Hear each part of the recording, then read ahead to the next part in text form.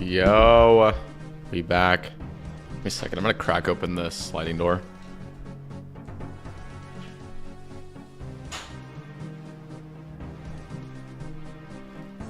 Just a crack.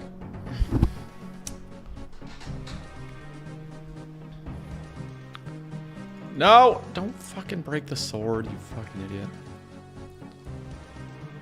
This is the worst sword I've made ever. I'm gonna listen to something peaceful. This is actually Royksop's new remixed album.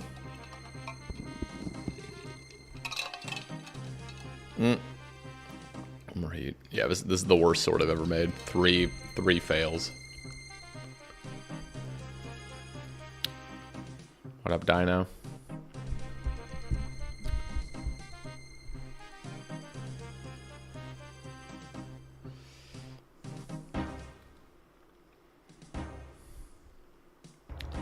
Now whenever I see the name Dale, I just think Dale. It's so bad.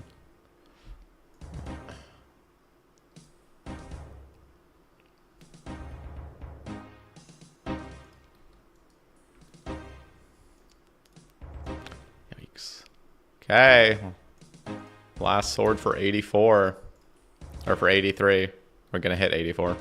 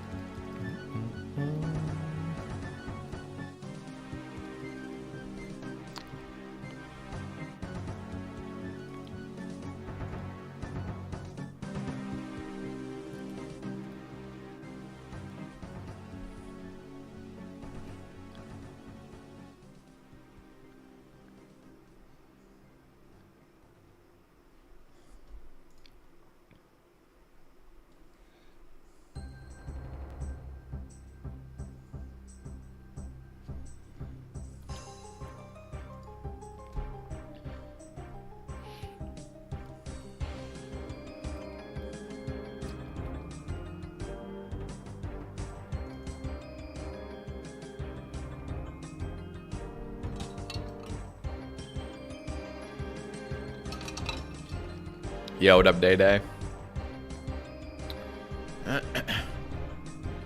Welcome back.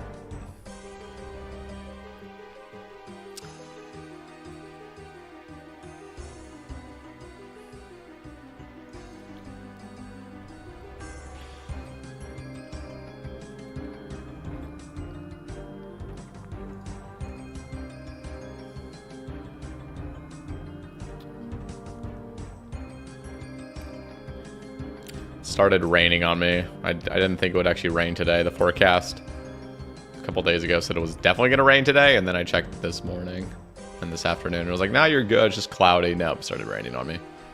So my bike started spewing up a bunch of dirt onto my coat, or my jacket. It's my hoodie, that's what I'm trying to say.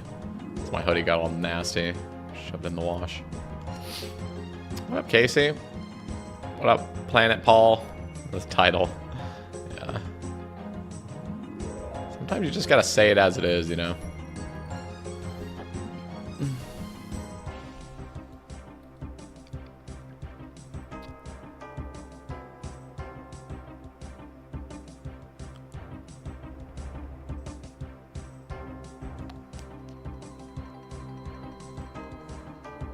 Noise. At least I don't have to ask why you're in Giants Foundry. It's true. Jizz on the 58 KC Shadow. Wait, who? Vol? Like Voldemort? Who are we talking? Who's Vol? Can I say Voldemort? Yo, what up, V-Cow? Welcome back.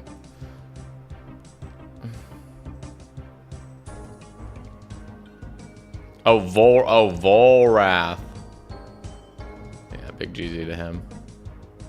It was Volrath, yeah. I didn't know it was KC, though.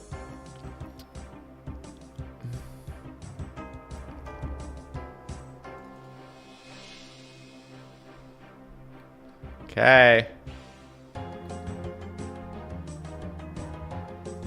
Here we go. 84. Let's fucking go. So talented. So talented at this game. 2 more levels, honestly. I mean, we got the 2 chunkiest levels now. But at least we're getting there, you know? We were like, what, 70 when we started this? Just awful.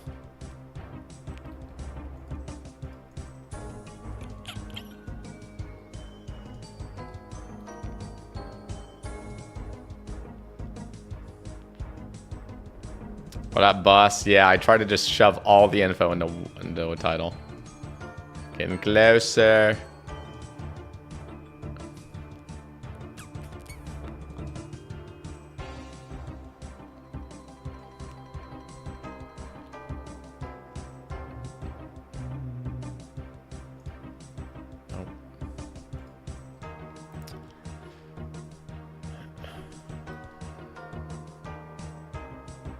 How'd you get enough supplies for the grind? You just go to Blast Furnace. I did that this morning. Just did a little bit of Blast Furnace. What am I doing? You just buy the ore there, smelt it into bars, and shove it over here. And you make money. You make like a decent chunk of money, actually, just doing steel and myth. Sater loves Giants Foundry. I really do. Look at me.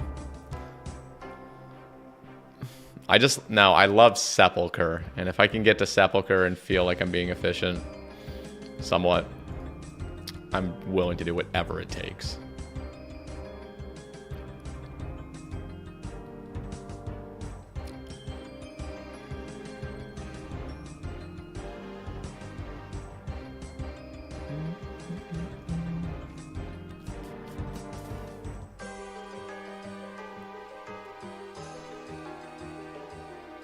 It's a David Goggins of Sepulchre, please now.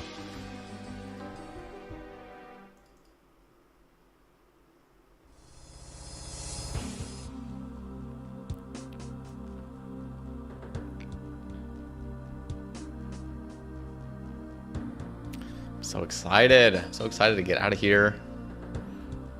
Before we go to Sepulchre, I will need to... Well, I don't know if I'll stream it. Well, I could stream it a little bit. I have to chop a few mahoganies. Actually, I don't think I do. I think I could start without doing it. I think I have a few mahogany planks already banked. But I gotta turn those into planks. And then we're like basically locked and loaded. Pretty excited. Because Sepulchre with floor 5 at this point on an iron when I'm pretty much broke, you know, is massive. It's just such an amazing place to make a bunch of money and get a bunch of very valuable runes and bolts and alks and herbs. Well, just renars and renar seeds, which is fucking huge. What up, Papa Wheelie? Welcome back. Welcome back, Dale. Dude, whenever I see, I was saying this earlier, whenever I see the word or the name Dale now, I just think Dale. It's so bad. It's a plugin for the destination tile. Exclamation corner in my chat. It'll tell you. Dale. Can you fix the camera? There's no plant behind your head to make you look like a pineapple. That is true, but there's a plant behind my head. Actually, there's 2. You see the other one? Yeah, right in the corner. You can see like one leaf. One little leaf.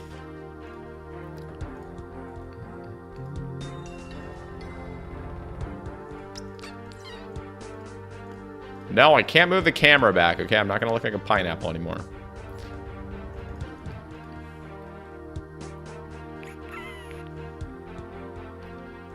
Actually, let me go do a bird alert. Why does it cancel out? Come on, game. Come on, Jiggleplox. Why did you do that?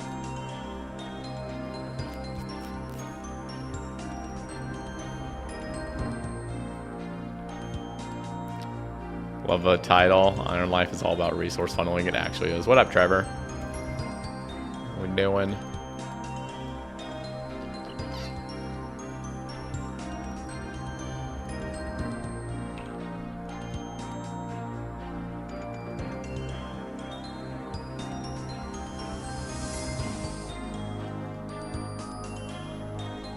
Rank 1 video. Oh my god, rank 1 video gamer. What up? you have any other accounts other than this and Cbow? I mean, I have Big Bay, technically, my group hardcore, but I'm not playing that. I have like a pure that I never play. I also have a hardcore that still is hardcore. It's actually probably the oldest hardcore in the entire game. That's like, I'm not even lying.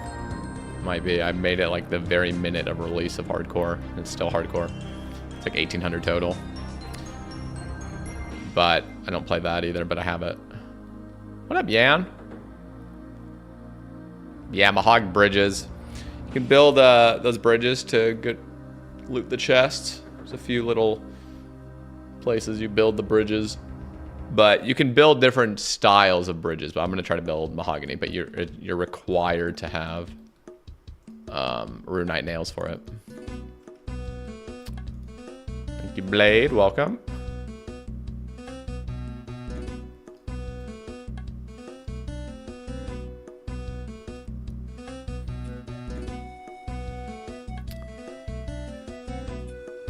What's my pure? It's called Saybay. S-A-Y-B-A-Y-B-A-Y. It has 99 woodcutting and 72. So it was like my wyvern pure. In fact, I was killing wyverns with one prayer too, but I fucked up and I buried a couple wyvern bones. Just ruined everything. It was just back when I was just like raw dogging that I had no plugins to like make sure I didn't bury shit. But I don't play it. There's something, I mean, don't get me wrong, I wouldn't mind making some sort of stylized Ironman at some point. It just sucks being restricted from things that don't entail that, you know what I mean? Like the fact that I would not be able to do certain quests and I could just never kill certain quest bosses, or, you know, I can't do certain diaries for really amazing perks. It just, in a lot of ways, it sucks having like restrictions. Even just one restriction is just ruins things, in my personal opinion.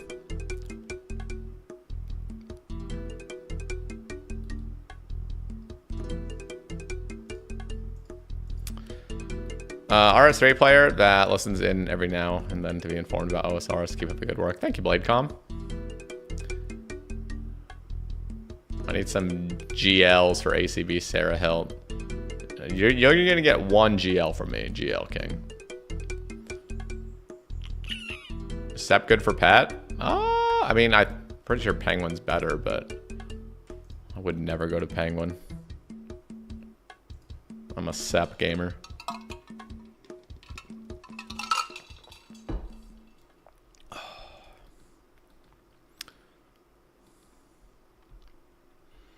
Yeah, it's just not really my cup of tea. My cup of tea is not like, just like do a bunch of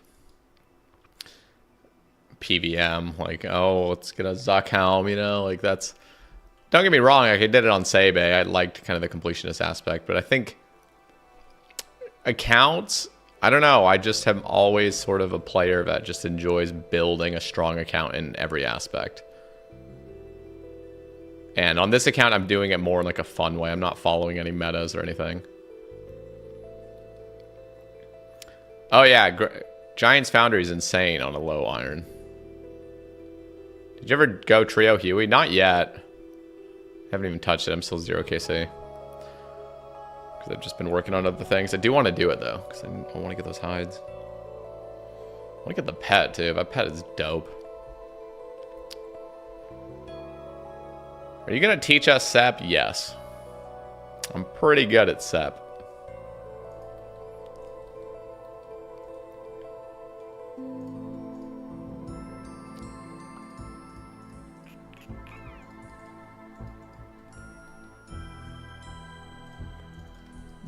Oh, I will need to buy new bar. I will need to get more bars though, I realized. So sad. I didn't make enough. But we only need to make a few more. Why do you need rune nails for Sep? It's the ingredient to make mahogany bridges. You need the rune nails with it. Yeah, but I want to milk as much construction XP as I can out of Sepulchre, just so I have to do less construction. Nah, I mean. Got the same clue, step back to back. Masters, right? Was it a master clue? I think masters you can get back to backs.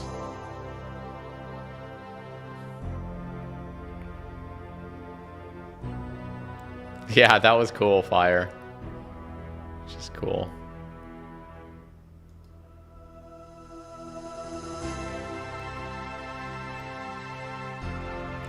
Going to sleep soon, but after seeing the title, I had to come in and just want to say the title is the most RuneScape title I've ever seen. Rabbit hole goes deep. It really does.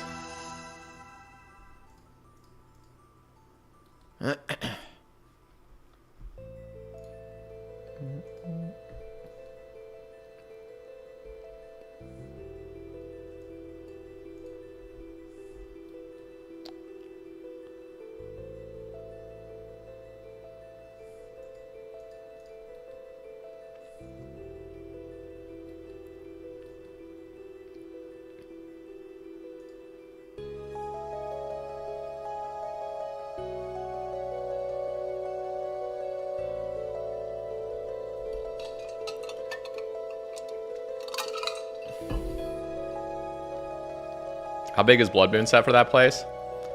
I mean, probably pretty huge. Very huge, but I'm not going to have it.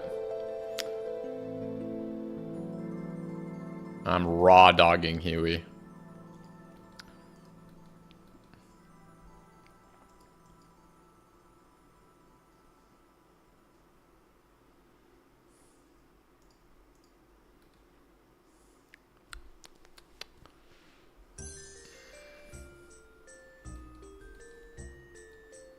Some guy on YouTube says best in slot but not necessary. Ice hammers are actually decent. I'm gonna be rocking like tamales, yeah.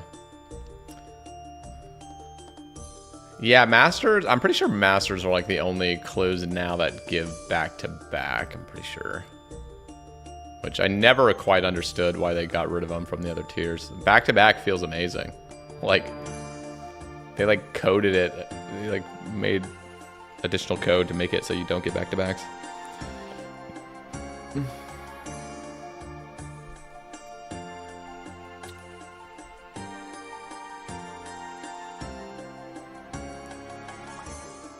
What up, Gladion? I made chicken and fries after I got off my bike ride. It's delicious. Had these sweet potato waffle fries. As long as you have any dual hit spot weapon, you're in good shape there. Okay. There you go.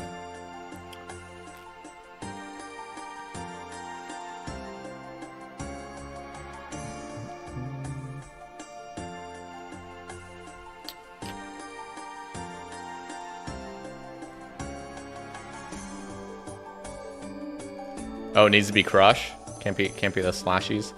Little slashy boys.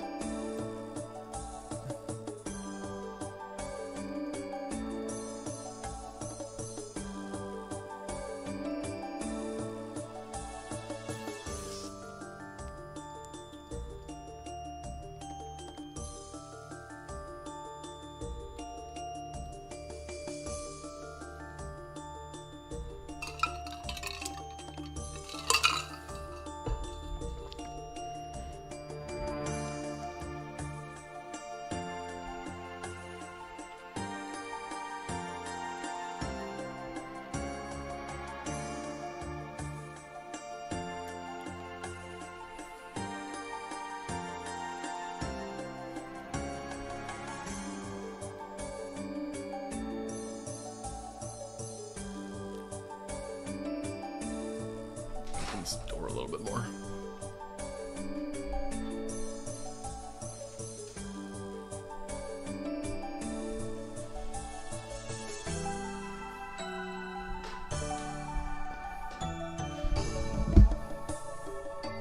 You have any questions? You asked how to get...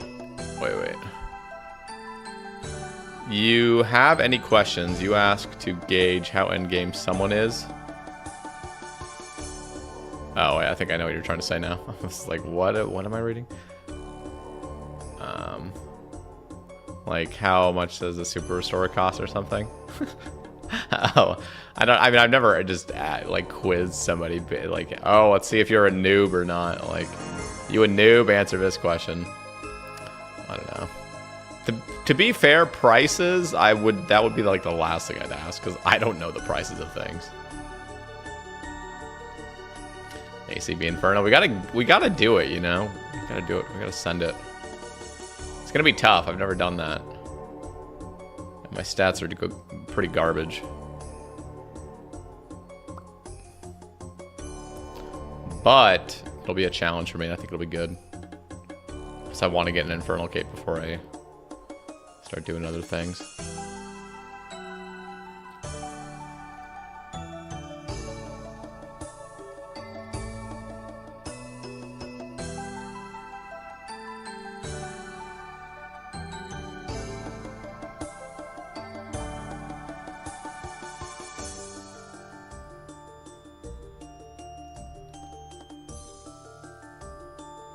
It's more like ask Bezos how much does a banana cost. He'd say like $50.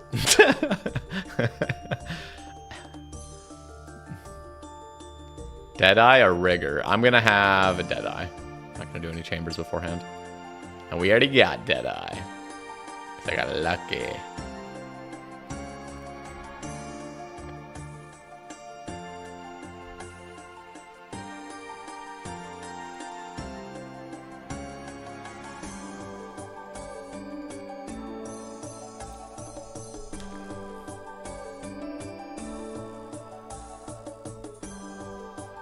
A few quick questions could be total level, quest point total, Inferno Quiver completion, and perhaps the Vamp Diary. I think he means like general like trivia almost to like gauge. You know, you'd have to ask something like, how many waves are in the Inferno? That's a decent one. If you can't answer that, that's concerning, you know. Noob alert. What are we listening to? Listening to this chill Roixop album that they released a little bit ago. It's like a remix of their Profound Mysteries. Like, feels like I'm on acid. Yeah, no, I don't know. I started the stream with trance and I immediately started getting a headache. I'm like, wait, why did I hit reset? I just immediately started having my head pounding. I feel like I've had a mild headache like this whole day today. Just don't want any pounding or loud music.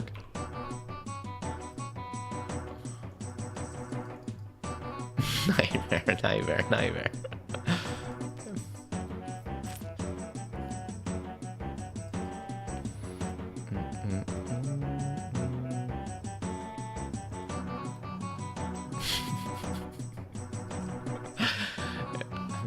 It's always funny, like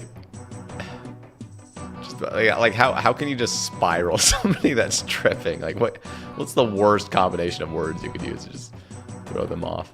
It's like, it's okay, nothing's real, man. Nothing's real, Jesus. Spiraling them.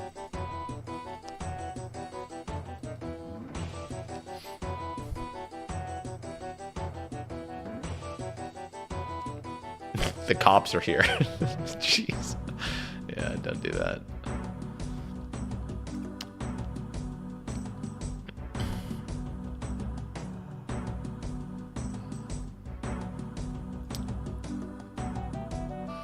I got the floor 5 sap on my noob iron. Such go to on the noob iron. Let's go. Husky pogged off. He really did. We let him cook. That was good for us to just leave him be in the kitchen, you know. I'm so excited to start. I mean, I could already start. I just want to be set. I've collected like 140 vampire dust as well. Because I want to have everything maximized.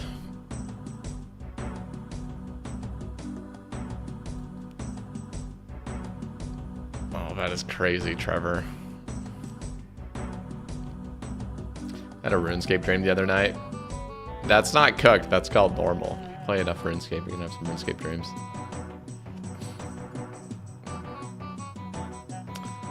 You know what's really weird about my dreams? Is maybe this is common. I'm actually not sure. You guys are going to have to let me know if you have vivid dreams like I do. But almost all of my dreams are set around my childhood home. Either like at the church I used to go to, which was, you know, just like a block away or 2 blocks away, or in my house.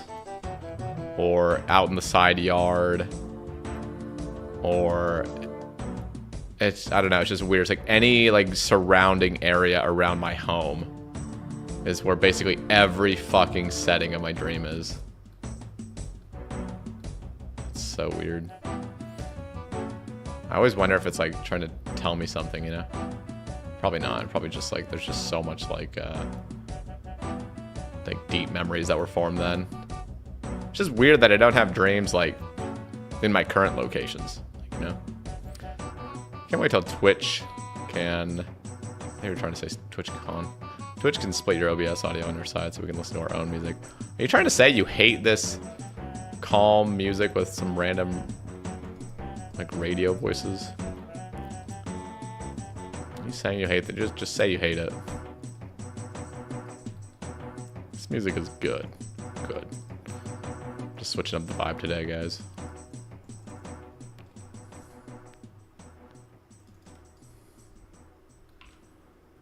I just have, yeah. Don't yell. Wait. Are you trying to tell me you don't like my rants? What the hell? Yeah, I just have kind of like a headache today.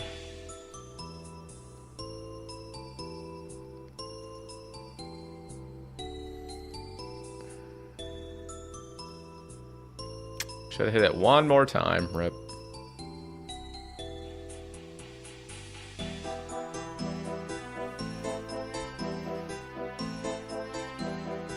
I feel like they really just fucked up these meters. I don't know. It's like you kind of just have to guess when the meter's actually going to shine white. It's just the whole thing is awful. Because even when it's actually on the line, it'll just not, you know. Like, come on, Jamflex. Please. Oh, thank goodness. I thought it was going to get damaged.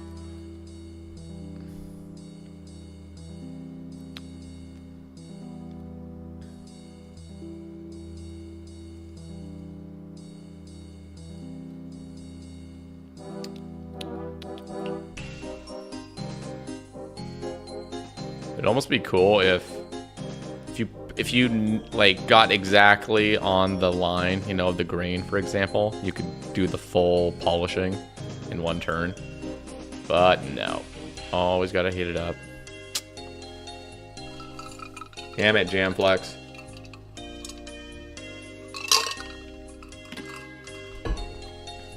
Fill this up.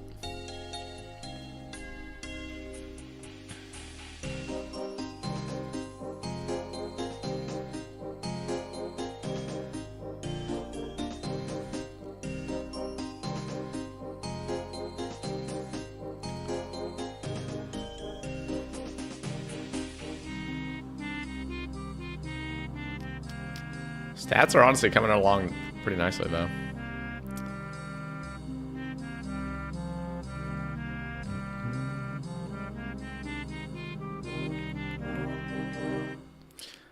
Gonna eventually have to mine a lot more sand,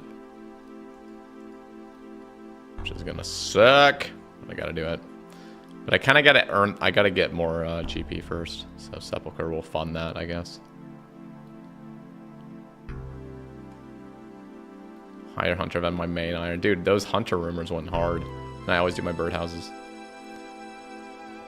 What did I do for fletching? I bought broad arrows. It's horrible. Spent like a lot on it. I didn't do any trouble brewing on this account. I've only done one game, and that was for the diary.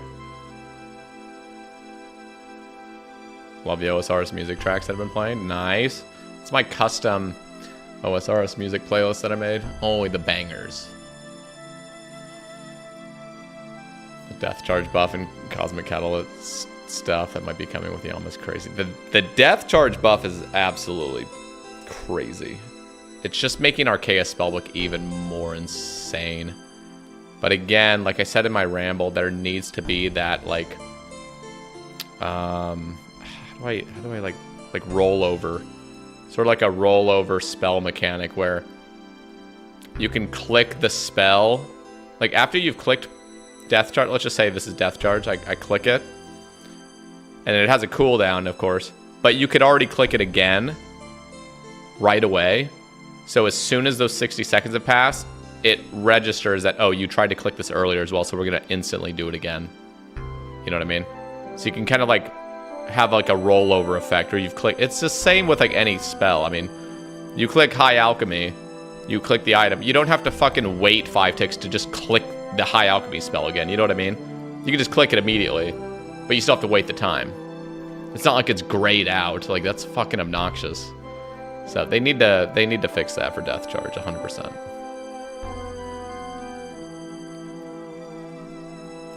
And honestly, this is my honest opinion on this. They need to make it so you can just there's no cooldown with thralls. I think I don't even know why there is a cooldown for thralls, because it's not like the Guardian Thrall from Leagues.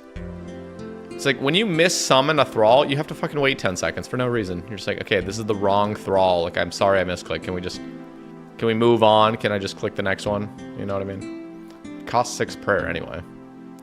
Not like you can abuse it like in the Leagues thing. We just keep resummoning it a million times. Woo! I literally have to do that. Are you... I hate this game, dude.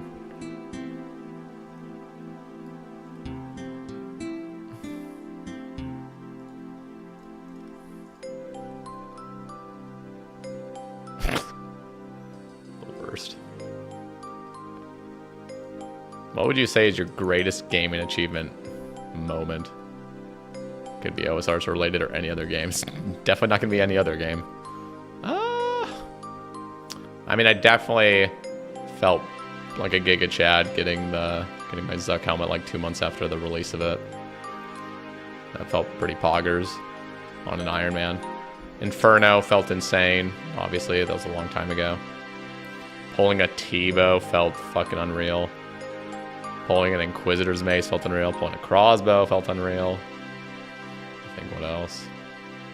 Definitely all my third ages felt crazy. I think the third age plate legs was just insanity.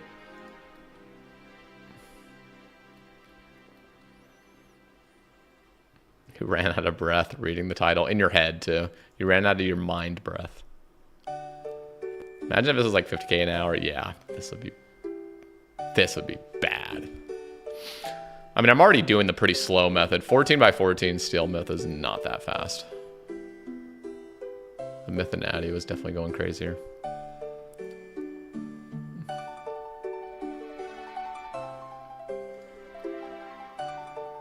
It's a little birdie that just keeps flying on this branch outside my window. And I'm trying to feed him. I have a little, like, container of seeds. But I think it's, like, too low. I think the bird's, like, kind of scared to, like, go that low.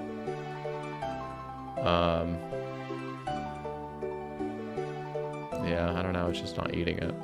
I want to befriend it. Oh, Jesus Christ. What the fuck was I doing? I was like reading a chat as I went over there. Can you help me with customizable XP drops? It's the worst noise in this game.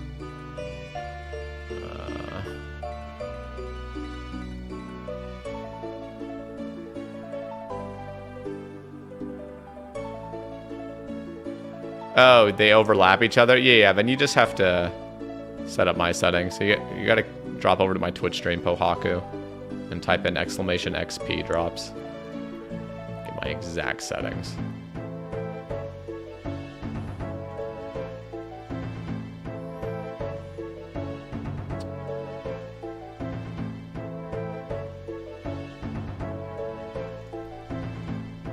Yeah, just come over to my Twitch stream briefly if you can.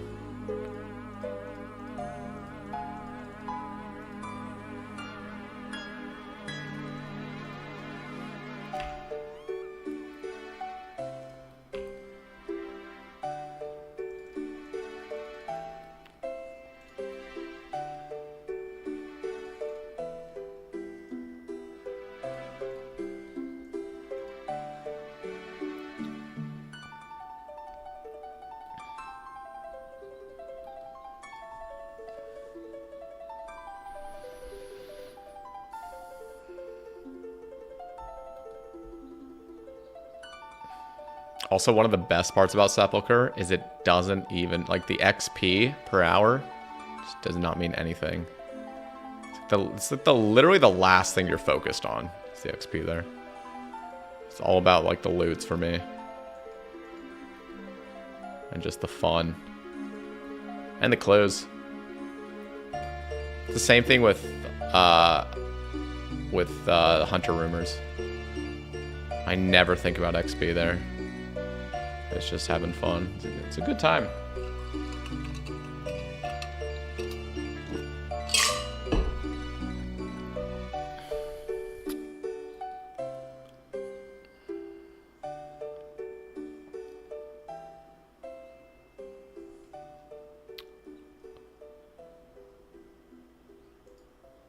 It's right on the line. What makes Rumors fun? It's just fun. I don't know. Like, it's just like a bunch of variety of things. Every task is pretty short. It has a chance that it just is even shorter, which is great.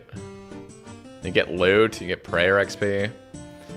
I already green logged the whole place really early, but it's still fun. And you're training your hunter too, which hunter actually means something. Because on an Ironman, you want to be able to catch dragon implings barehanded.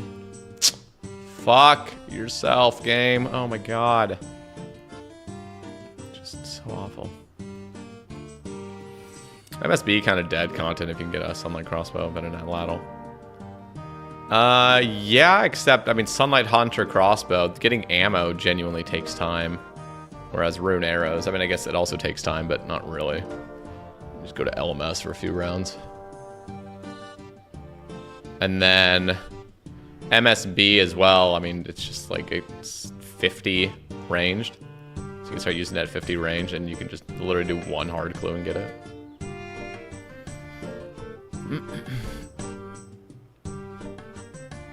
But yeah, the Sunlight Hunter Crossbow is so big.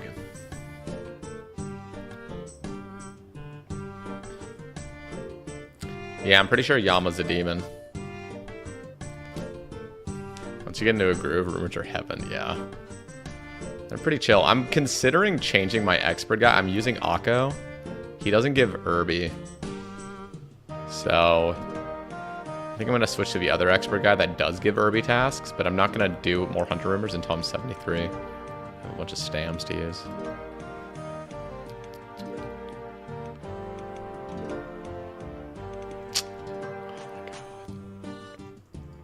Dude, like, come on. Thank you. Literally already on the meter.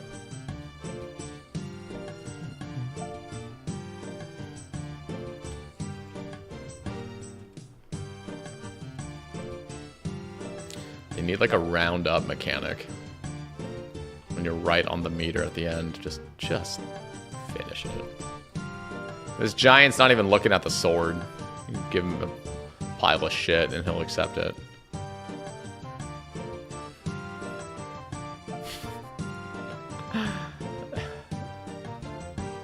Demons and spiders and dragons.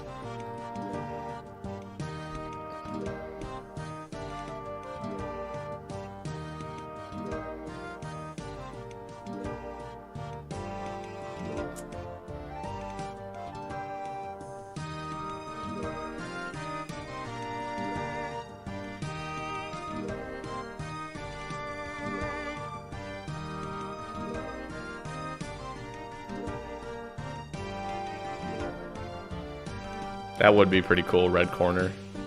If we had something, you know, like when you first start playing Elden Ring, and you just like enter the outside for the first time.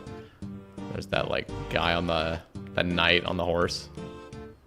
Fighting one of those in this game would be pretty insane.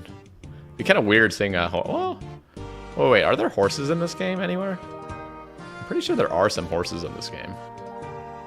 Like on a farm or something, right?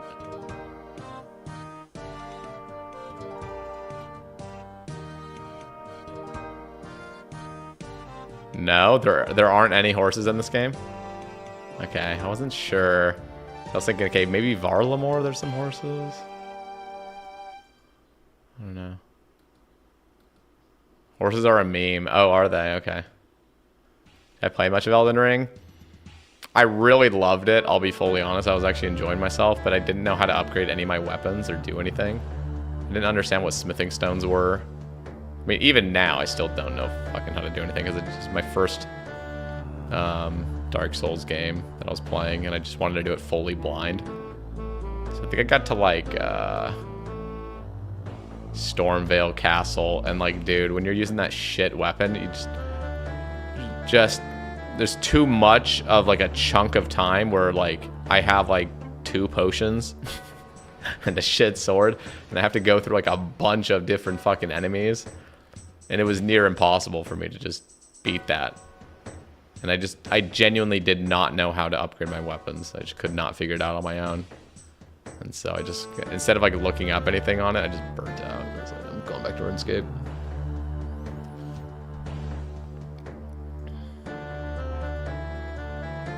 I feel so fucking zen with this music. Good. Have you listened to much of the OSRS?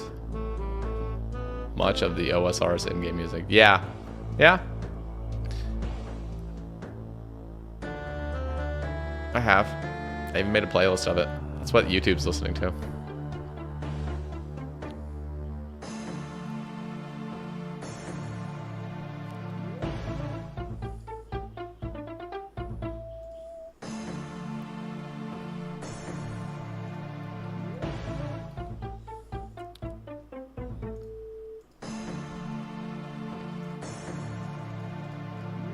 Jesus, that scared me. Thank you, Trumpet. Morning.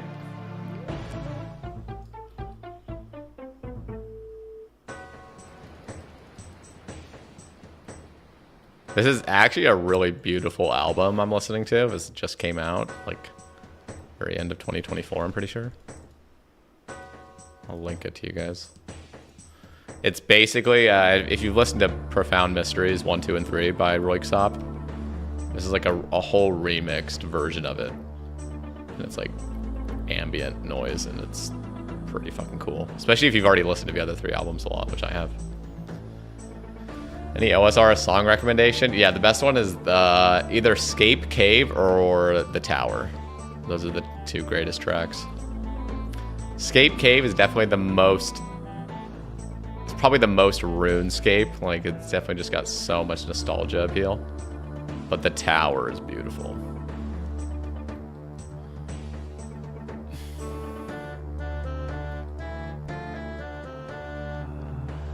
Took me 72 DMs for glories on my iron skiller. Jesus.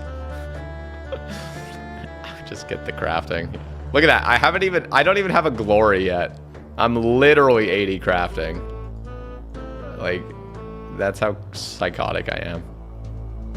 85 hunter, 80 crafting. I still don't have a glory.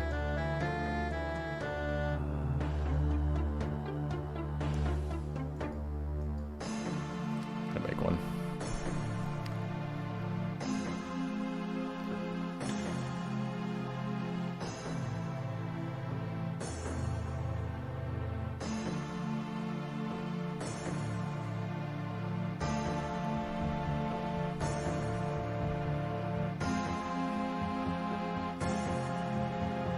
You listen to carbon-based life forms?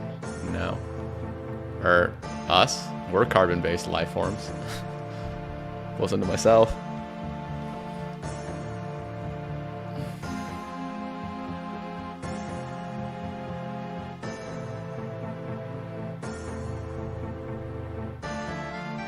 It's really cool ambient music. I also have I'll have to check it out because I'm actually trying to build my Cbow Peace playlist. It's my nighttime ritual music.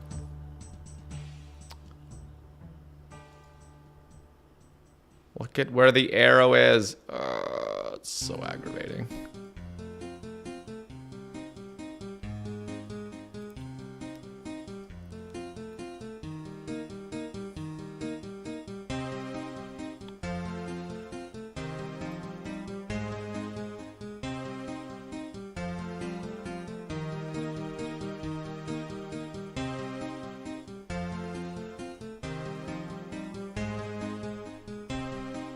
fill this up.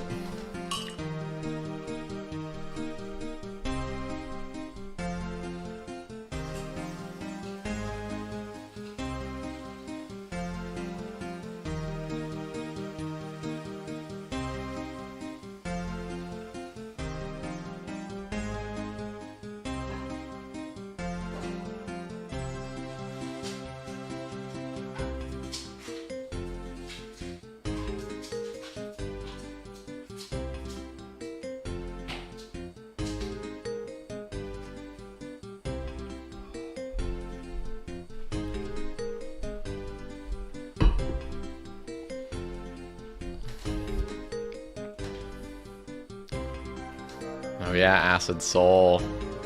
I never really checked out his playlists. Anyone on a cut right now? I mean, I'm kind of, but not really. I feel like I'm just always main gaining. Main gaining or cut gaining. I don't know how to just basically maintenance. Camera angle is zesty. Thank you. Tyler, how we doing?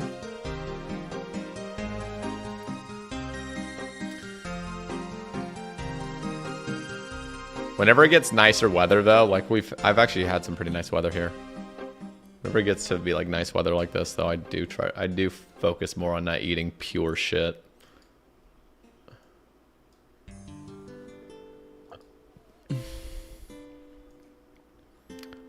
So that I like feel, I don't know, just feel more like energized and stuff, but also like look better because I go outside more. So I don't want to look like a complete like bloated piece of shit. You know, I just ate a pizza right beforehand.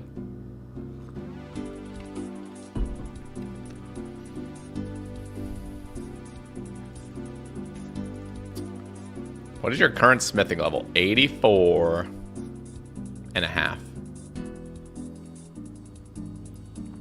700 babies away from a song request. But Interloper by Carbon-Based Lifeforms is a great album song. Well, when you get it, if you want to link it, link the song. Not the full album, but if it's good, I might add it to one of my playlists. You still partnered with HelloFresh? No. Those last just like a couple weeks. Actually, I was only partnered with, but I don't even think I was partnered with HelloFresh ever. I think it's only been Factor twice. I got HelloFresh. Wait, was I partnered with HelloFresh? Now I'm trying to remember if I was or not. No, I don't think I was. I think I just used somebody else's code for it. No, I don't think I was. I think it was just Factor twice.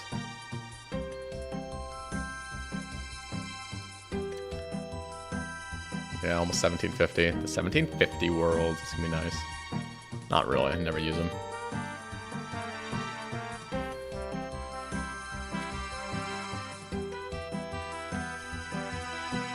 Recomping? I mean, I guess.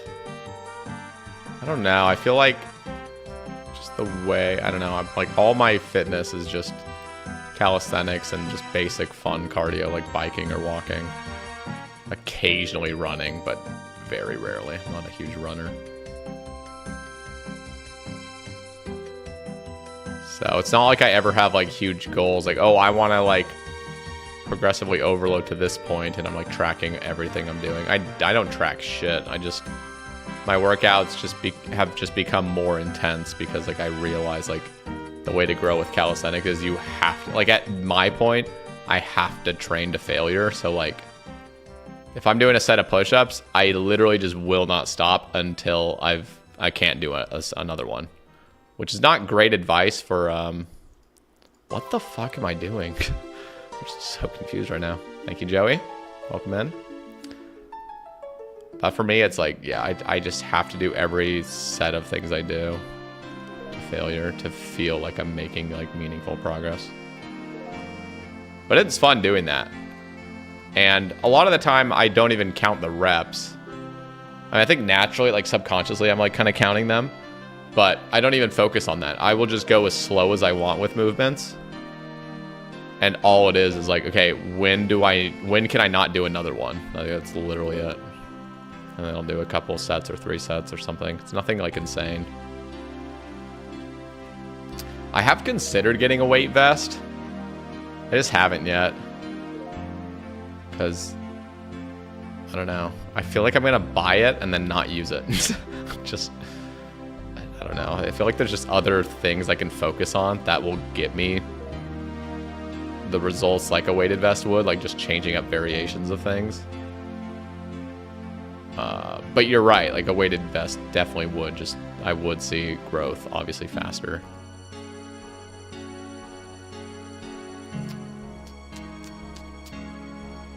Just feel like it's uncomfortable to wear.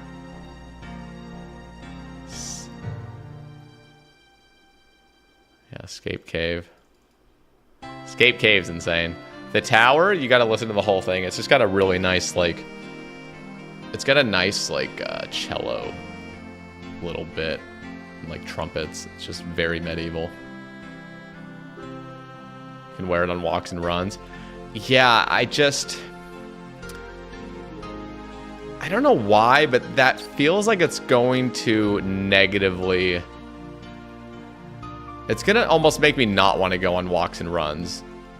I don't know how to describe it. It's like adding inconveniences to something I genuinely enjoy. Like just putting on a fucking weight vest just to like be panting more. Like I don't know. I just feel like I'm gonna be uncomfortable. I'm gonna be uncomfortable walking. I'm gonna be breathing harder. I'm gonna have this fucking constricting thing on me. And I'm just gonna want to take it off. So I genuinely feel this way. I feel like I'm gonna buy it, wear it a couple times, feel like, okay, I want to wear this, and then just fucking start hating it, basically. I don't know.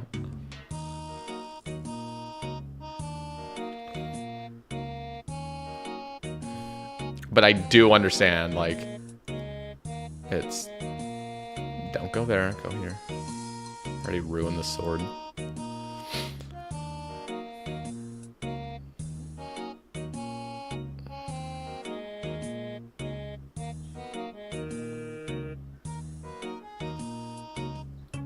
Yeah, use a parachute and use sprints. Or just did the football things where you're like literally dragging a tire behind you or something. I could just get fatter and then go for walks. Think about that. Get really fucking fat and then go for walks. That'd be a lot of weight, extra weight. Fucking stronger. Now, I do understand the value of a weighted vest. I just don't feel like I'm going to enjoy it. And it's going to make me just not want to, like, use it. I don't know. With basic exercises, I can see, for example, like, dips.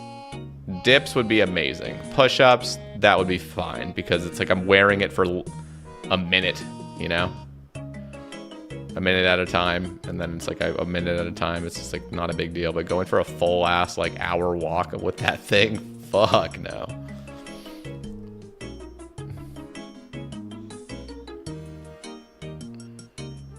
Review Venom Mango Energy Drink, please. Thank you. That thing's fucking good. I would never drink it these days because it's just full ass sugar. But in my early 20s, yeah, those mango venoms were insanity. And they were cheap as hell. Like, you can go to the store and get them for 79 cents at one of these stores. It was crazy. I don't drink any more energy drinks though right now. I'm on the water only grind, and I've actually been able to do it, which is very surprising. I haven't really had many temptations besides the first week when I stopped. Yeah, just agua. Mr. Sebe rambles and energy drink reviews. Who knows? Like maybe we'll get back into it, but I actually have been kind of enjoying the more consistent energy. You look like you'd pull a mean espresso shot. Pour a mean espresso shot? What are we just saying? What up, Putney?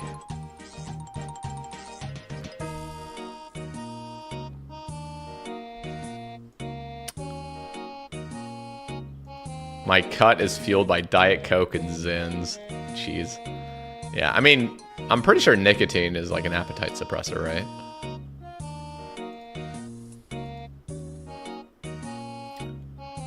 called pulling a shot when you make espresso. Ah.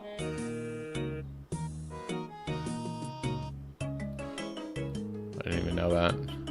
I'm not really a coffee person. Because coffee was the devil when I grew up.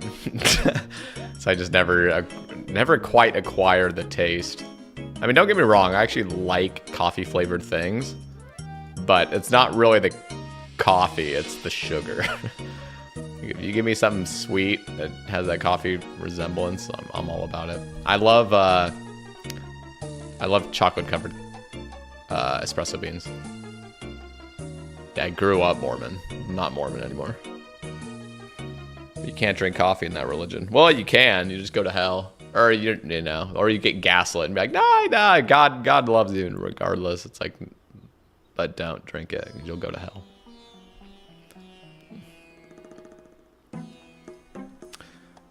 I just heard about Mormons not liking coffee. What's that about? It's not like they don't like it. In fact, a lot of them like it more than other people because it's like bad, you know? So it's like, ooh, don't do it. Ooh, you know? The forbidden fruit. Yeah. It's the same reason why, like, in like sexually pure cultures, as in like Mormonism and stuff, like sexual purity is like fucking everything for them. Like pornography addiction is like through the roof, according to like data. With Mormons, there's a lot of like pornography issues with them because they can't do it. So it's a forbidden fruit, and there's a lot of guilt and shame, like a shit ton of it. So it's just like, it's just really bad.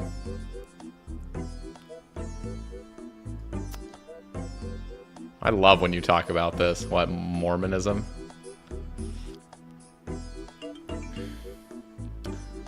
Is it because it's supposedly a chemical, an idol before God? No, it's literally not. It's literally Joseph Smith, who is the founder of the religion. Also a pedophile. Just wanted to make that very clear. He just randomly said God told him that you can't drink hot drinks. And so that was basically like what's the word for it? What am I trying to say? Like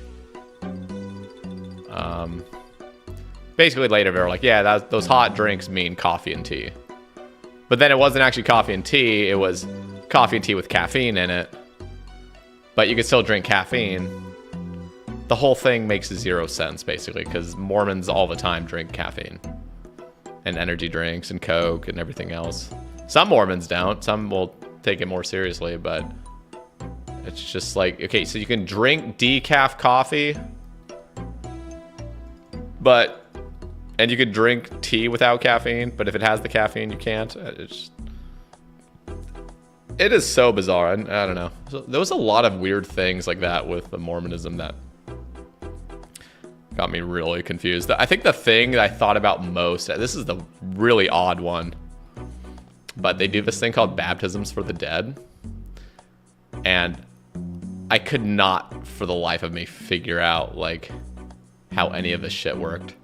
So basically what you do is like when you're a kid, like when you're 12, you can go to the temple, but you don't go to like the really, really culty rooms. You just go to like the initiation culty rooms where you're doing baptisms for people. So it's a really beautiful room. It's like this, I mean, it's very culty as well, but it's just, I mean, the amount of money they would spend in these temples is just insane. But there would be like 12 like marble oxen. I'm saying like life-size, like fucking statues of oxen, 12 of them to like represent like the 12 tribes of Israel or something, like underneath this font that's above it. And so there's like this fucking like little pool where you'd get baptized in. It's crazy. And then there's like pews in the back, so you're like sitting there just watching people basically get baptized for other people that have died. And what they would do is like they would just have a card with a name on it. So it would just be like, you know, you're getting baptized for James Smith, who was born in 1795. I'm like, okay. and then you get dunked in, you know, you go full immersion, get baptized, and they're like, okay, that guy, you know, that was written on the card got baptized, so now he's dead, but now he can basically go to heaven, you know. That I'm oversimplifying it, but that's basically it. So like he still has to accept it, but like he got baptized. And so what they're trying to like emphasize is like the importance of baptism. Like you have to get baptized. Even people that died, you still have to do baptism for them, but you can do it for them. So, and they still have to decide. So you're basically baptizing somebody that died, and then they have to decide. But the thing that made zero sense to me, and it was always on my mind ever since I was a kid, even into my mission, was you would get these cards that would say, it would genuinely say something like, Joseph R. That's it. Like Joseph R. from England, 1780. And I'm like, oh wait, where am I going? And I'd be like, okay, who, like, okay, if this is actually real, like what Joseph R. that's supposedly waiting in heaven or waiting in spirit prison, that's what they called it. What if there's two Joseph R's? Who's the one that's getting baptized? You know what I mean? Like, so if you say Joseph R., who nobody fucking knows who this, what if there was like 30 Joseph R's from that year? Like, is God up in heaven just gonna be like, all right, like we're thinking like there's a bunch of you Joseph R's that weren't baptized in Mormonism because Mormonism wasn't a thing back then. So we're just gonna pick you, or all of you. Is it all of you? Because then if it's all of you, then why not just like say a slur of just not a slur, just a slur of words, like it's just there's syllables basically when you get baptized, like we're gonna baptize, and then like basically just have like every fucking letter of the alphabet and just baptizes everybody. So I was so like obsessed with the idea, like who the fuck is the one getting baptized when you're just saying a name? Like, who's deciding this shit? Like, what if there's multiple of them? Do you have to do it a million times? We don't know anything. Like, nothing made any fucking sense. And they're just like, you know what? It's in God's hands. I'm like, no, it isn't. Like, what do you, like, okay, it is, but like, why are we even doing this then? If it's in God's hands, like, none of this makes any sense. I would just get hung up on the like weirdest things that nobody else seemed to care about.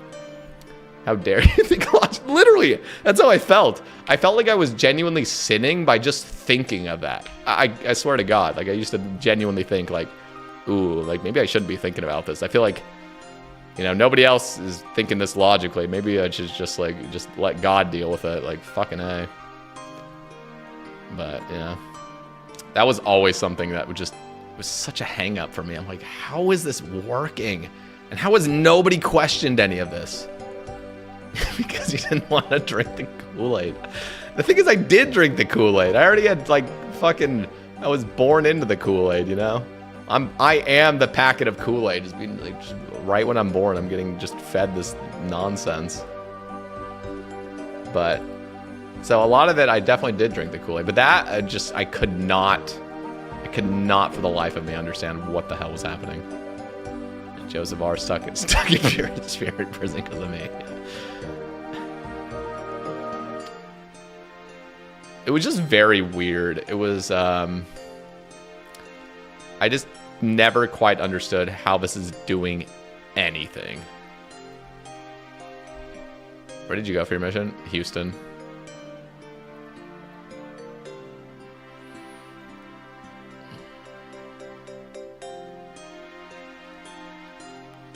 I was raised Baptist, not anymore. Yeah.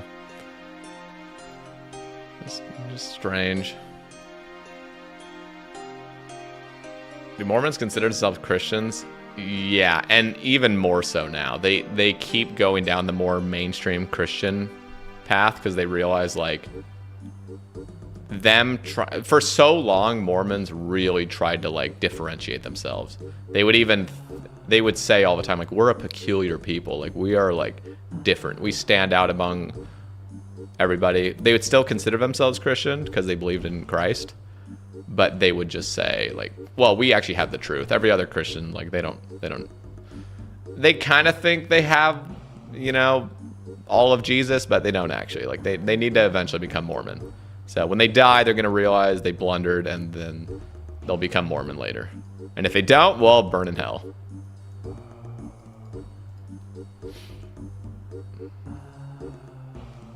And then,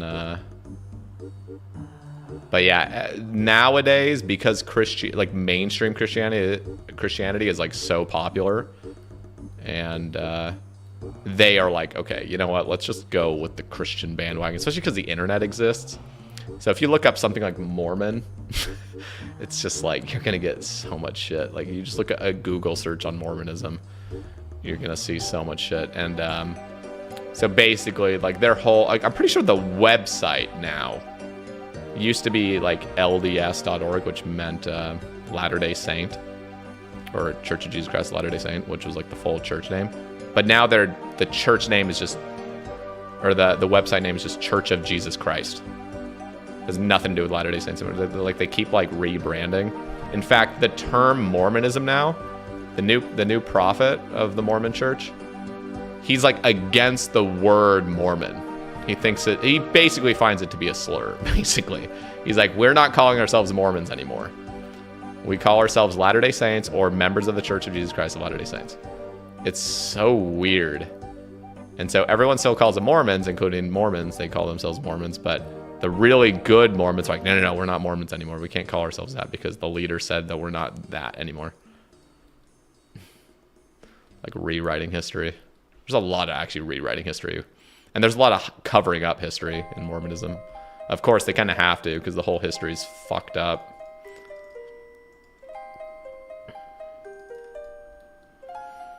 And then the parts that they couldn't cover up, they just have to justify it somehow.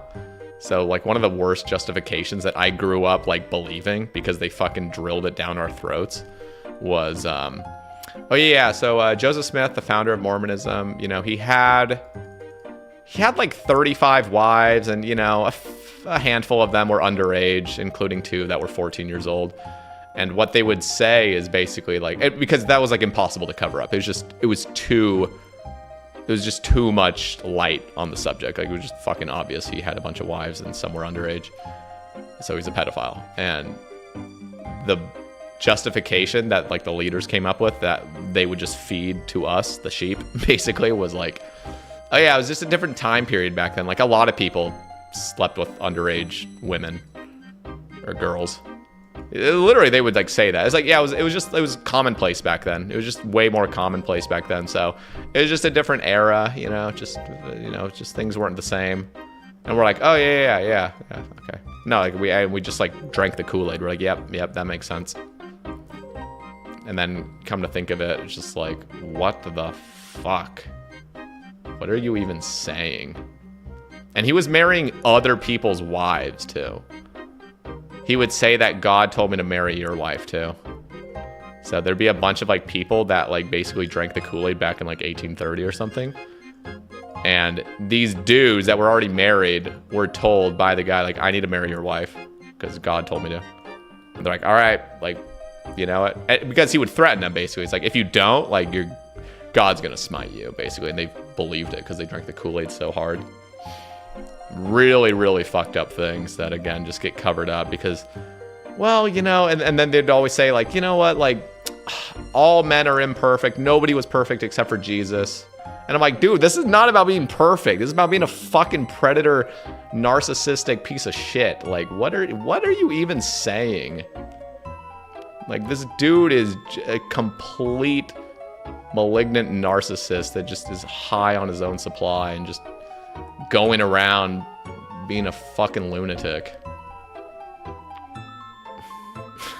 Like, it's just like getting out of it all and seeing it very clearly. Because again, I did not see any of this clearly growing up. I just completely drank the Kool-Aid on the story that they told us. It is beyond fucked. Did you ever read Under the Banner of Heaven? No, is that like from the show? I haven't even watched the show either.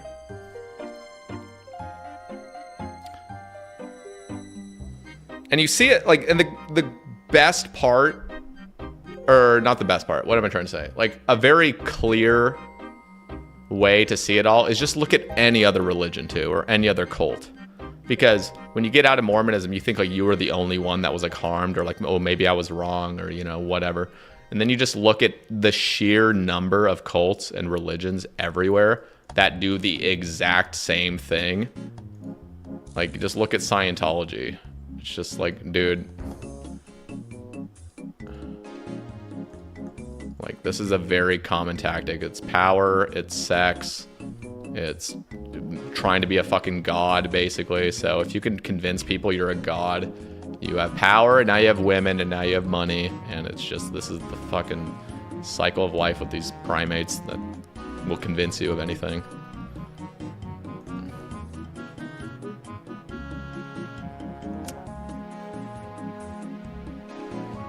I just hate it.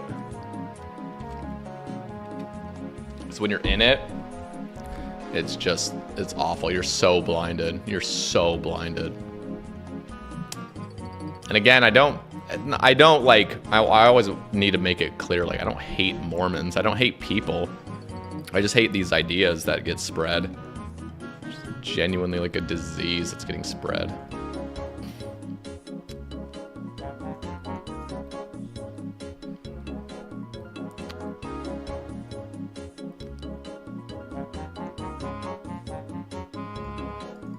Is your family still Mormon? Or care that you aren't? Yeah, my parents are still Mormon, and my younger brother's still Mormon. But, it's kind of weird because, like, my dad works for the church, so, like, his paycheck is coming from his good standing, which is obviously, like, awful. You know, just like, all right, like, I could get it if you're trying to, you know, get your retirement money and stuff, and gotta keep working or whatever. But my mom's still in it because, I don't know, they just believe it, and they were both born in it too, so I don't blame them. Imagine being born into a cult and then not having internet, like never having internet access, and just being so in your like tight-knit community all growing up. Like that, it would be, and then having your, like, for my dad, like having his whole career on, like, you know, he's getting his paycheck from the church. It's just like, yeah. And the worst part is if you're anything like me, where you really believed it, because there's some people like that just don't believe it, but they'll just go along with it. But like, I actually believed it. And so leaving it is like a complete identity crisis. And it's like, I wouldn't wish that upon anybody. Like, that fucking sucks. It's like the most depressing thing you can go through. Because you had all these plans you believed in of like, oh yeah, my life is, you know, led by God. And, you know, I'm going to go to heaven as long as I just keep obeying the rules. And I'm going to be with my family forever. And then when that comes crashing down, it's like it's a genuine shit show. It's terror. It's like actual terror. Like, it really is. Like, you just are completely like disoriented. You're like, what do I even believe anymore? So you lose all trust in like so many people and things. It was a mess for me. So I can imagine if you're even older and you have so much community and everything you know is based on this identity. It's like, dude, it's like, you, even if you thought rationally about it, like your rationality would be like, don't leave it, just stay in it, because, you know, you got another 40 years on this earth. You may as well just fucking just keep pretending, because it's gonna suck if you don't.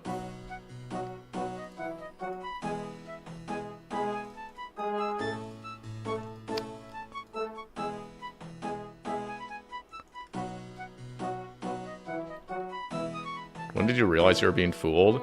It wasn't even just a one-time thing. It was like all these little parts. Like everything, it was, I think when I first started really questioning was when I was on the last like 6 months of my mission. I just started having weird doubts occasionally. Of just like, some stuff is just not adding up, but, and I've read a bunch of cult books, and so in some of the cult books they talk about, it's like, you kind of have like two different brain modes when you're in a cult and then when you're in reality. So like, you're just going about your day and everything's, you know, just pretty based in reality. But then if you have a trigger or something that causes a lot of fear in you, it like triggers the cult mentality side of your brain where it's just like, oh, you start thinking of like the fear and the everything else. And in fact, you'll even realize it when you're talking with somebody that's really indoctrinated and you ask them like questions that will make them feel uncomfortable because you're like basically attacking their religion, and they'll put all their guards up, and it's like an automatic response. It's just like, no, like, and I used to do that. Like, so I know when I'm reading it, like, oh yeah. I went to Houston. What up, Cbow? Oops, wrong place. What books did you read on cults?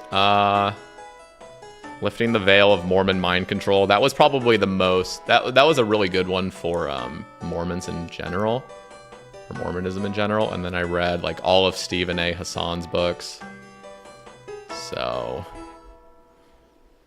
just look up Stephen A. Hassan. He's basically like a cult expert that has just gone to town on like cult tactics and stuff.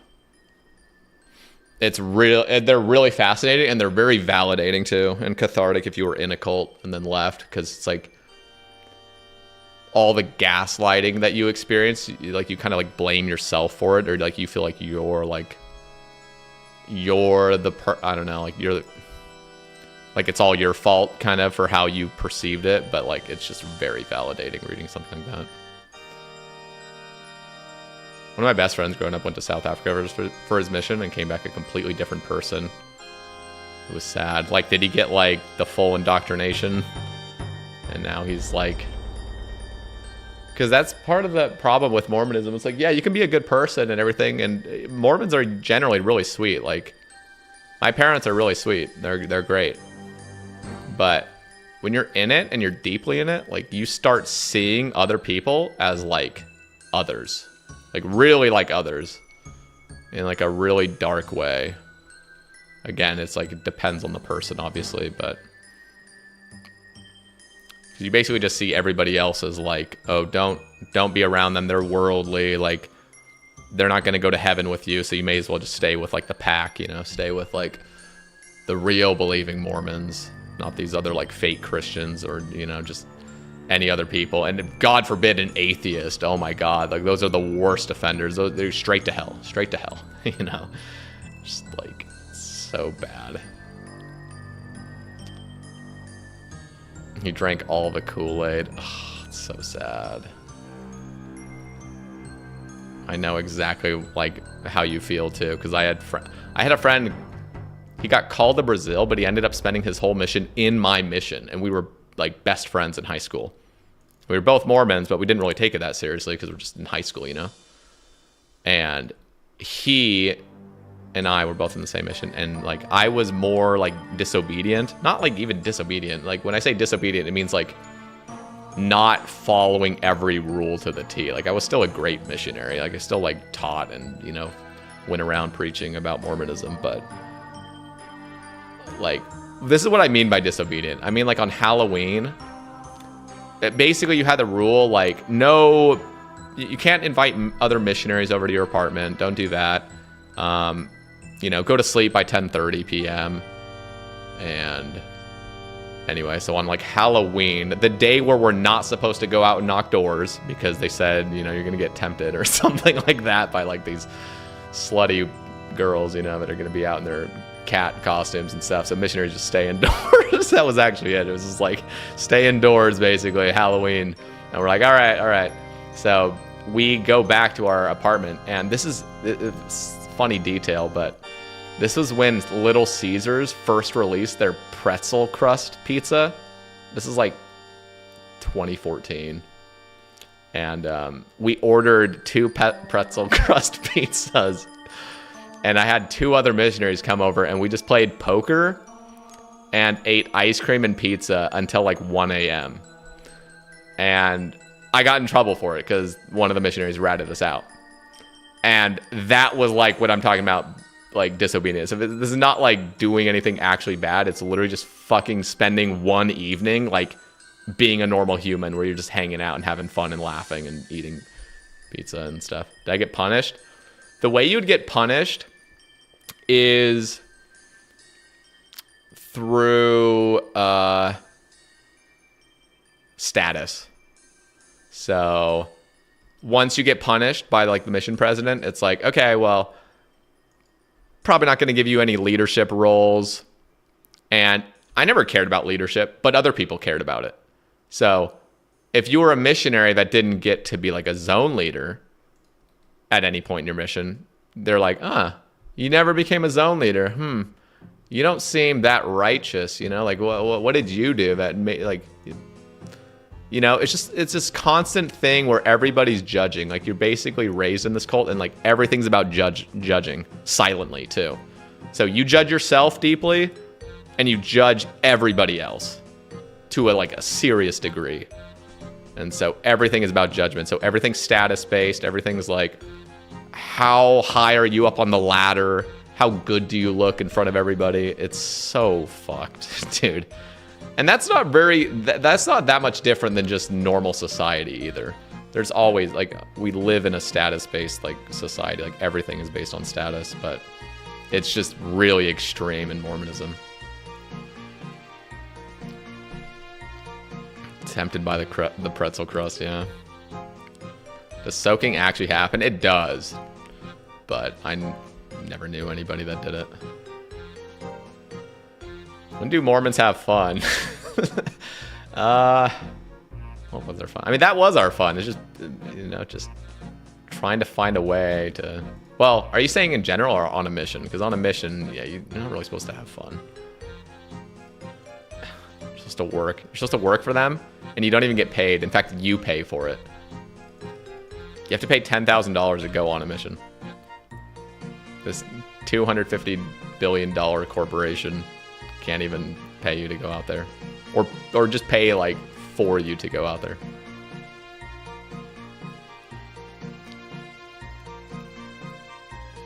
What was the breaking point where you decided that? Oh yeah, that was where I was trying to get to that point.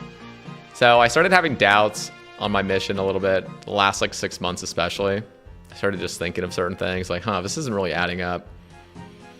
But you're just so deep in it. It's so hard to even have like thoughts of that, because just like your whole day is spent like teaching other people about it and stuff and learning more about it. And then when I got off of my mission, I got like a phone. You know, I had the internet access and stuff. Where on my mission, I had a flip phone, you know. Just at the very end of my mission, we got like iPads in the like across the mission. But before that, like my mission was like non-iPad. So like we didn't have any real internet access besides weekly for an hour.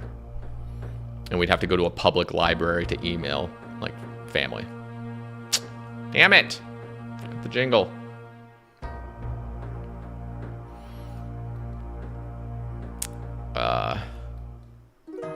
So anyway, internet access, just reading things, you know, which again, growing up, it was like, I kid you not, it was a deep-rooted fear of the term anti-Mormon literature.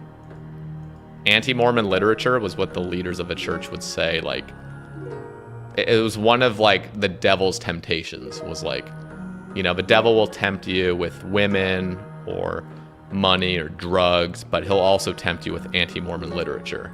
So when you read something, and what they would say is like, if you read something and you're not feeling the spirit, then you know it's of Satan. And we're like, oh shit, fuck. So I remember reading things, and it was like a fear response. Like it was like a natural fear response of basically like when I'm reading something that is trying to basically say like Mormonism is a bunch of bullshit, anything like that, or even not even that straight up, but just something where you could feel like they're about to criticize Mormonism. Any criticism of Mormonism was seen as like, don't read it, shut your eyes away from it, don't look at it, and sing like a church song in your head. It's very culty. Just like, okay, if you're seeing anything that's criticizing the leaders of the church or any of the doctrine or anything, sing a song in your head and just don't fucking think about it. And if you do, then you just sinned. Like you literally sinned by like getting tempted to read something or watch something that was like, you know, saying that Mormonism's wrong or something like that. So I grew up my whole life thinking like, okay, like basically I'm like, I'm committing thought crimes. And then I eventually just kind of started reading stuff occasionally because I was just so curious. You know, the curiosity is just bubbling up just my whole life of like, what do people really think about this shit? And then, yeah, I just did a lot of reading and a lot of guilt and shame I dealt with like my whole entire life too, which I was just sick and tired of. And I didn't know that there was a way out because when you're deep in the cult, you don't even, there isn't even an exit to it. It's like you're in it for life. It's drilled into you that like you're in this for life. There's no leaving it. Leaving it basically means eternal torture. Give me a sec. I'm gonna close the door.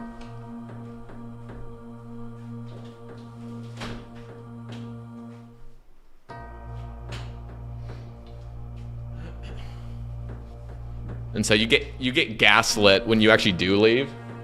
Because, like, I even get gaslit by my dad. Like, he'll, I left and everything, and then, you know, I, like, broke down one day. I was just talking to him about it and, like, how fucking awful I felt in it. And he's like, well, like, the church isn't bad. Like, you know, like, look, you freely left, and they're not, you know, they're not bothering you to come back in. I'm like, well, I do get bothered. I still get calls. I still get texts from random bishops and other things inviting me to church and stuff. But yeah, we live in luckily a free society where it's a crime to force me to go to Mormonism. But if Mormons had it their way, oh, they would 100% punish me in some horrible way for leaving when you actually give them real power. But it was all psychological power that they had. So my dad would like gaslight me by saying like, look, like, what are you saying? Like, look, you were freely able to leave. Like, I'm like, no, I wasn't. Like, this was like the worst thing ever, trying to leave this shit. It was horrifying. Wait, what did I, oh, did I not even, oh, I didn't even hand this one in yet. What am I doing? There you go.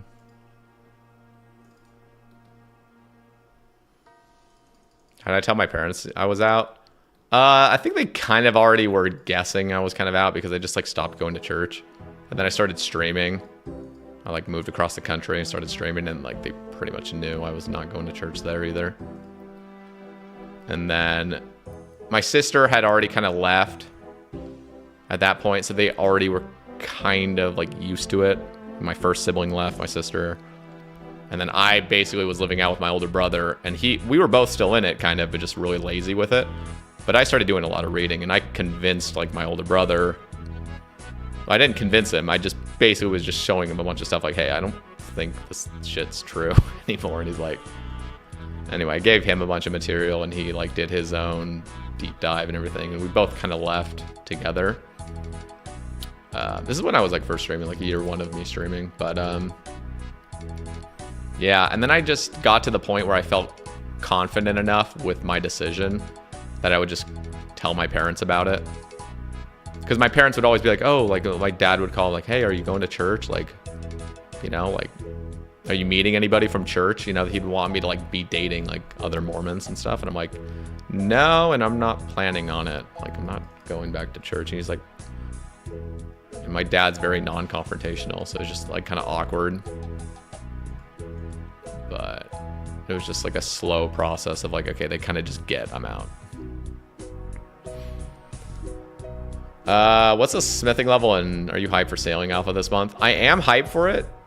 I'm excited to see how people see it and if it feels good. And the smithing level goal is 86, which holy crap, we're actually almost 85.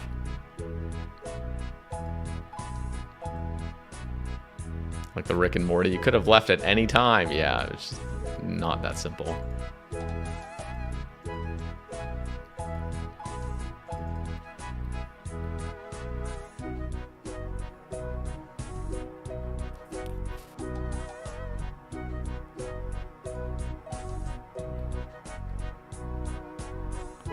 Do you think if you went out of your way to expose the truth, they would hurt you? My parents? No. No, my parents love me. And I'm glad about that, because one of the people I mentioned, you guys know Mofo. He obviously got like canceled for being kind of weird toward women in the RuneScape community. But he's got his own baggage and trauma and stuff that he's dealt with. But he also grew up Mormon, but he didn't go on a mission, and he left. And his mom has like fully disowned him, basically.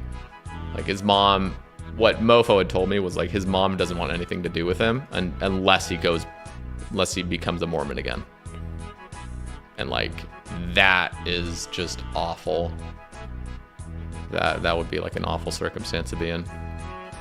And what's really sad, this is the saddest part in my head, is I don't even fully blame his mom, because she's just so into the Kool-Aid.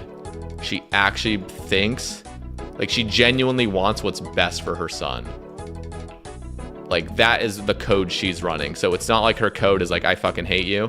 It's, I love you so much, and I want you to be with me in heaven, that I'm going to basically shun you unless you, like, repent and, like, go back to Mormonism. It's really fucked up.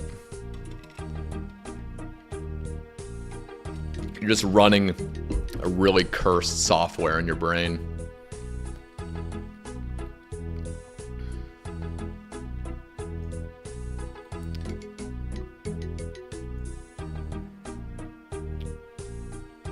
So my parents are still pretty in reality still, but yeah. And my dad's smart too, and like the whole thing is just really weird because I've had so many conversations with him, but you're not going to be able to convince anybody out of anything, really. You can just give them little seeds. You can plant little seeds, what you can say to people. And you just have to do it out of love, too. Like, you have to, like, genuinely care about somebody. You have to love them. And that will be way more powerful than, like, arguing over facts. It just doesn't work. However, I mean, I guess both forms can kind of work in some ways. Like the way I was convinced out of it was like just honestly just pure rationality, like just reading stuff. It was not somebody like lovingly convincing me of it. Oh God, what did I just do? But every brain's different. It just depends how you got into it, if you're like really emotionally attached or not. I appreciate the cast you've done about Mormonism deconstruction. Helps greatly dealing with similar problems. I'm happy to hear that. I feel like I'm kind of annoying about it because I talk about it a lot, but it's just a big part of my life. And I know it's also a sensitive topic. Like what other OSR streamers just talking about their religious trauma on stream? Like most people don't do that, but I just find it all fascinating, honestly, at this point.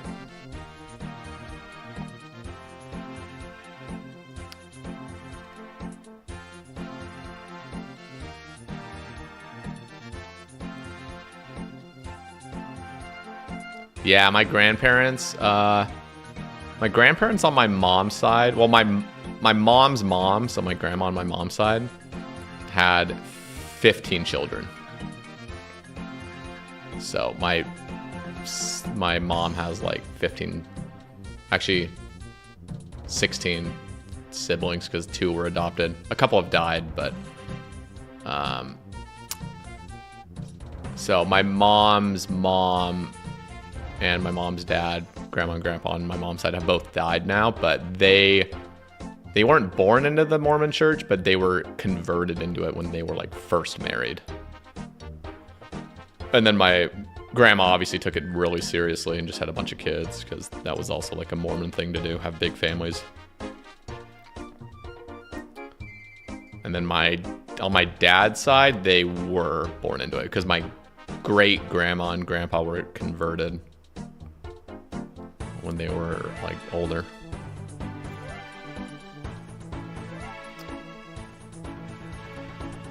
And the crazy thing, not blood related, but my great grandfather was Mormon, and he was converted in like England or something back in like the mid 1800s by like some random American missionary that was like out there.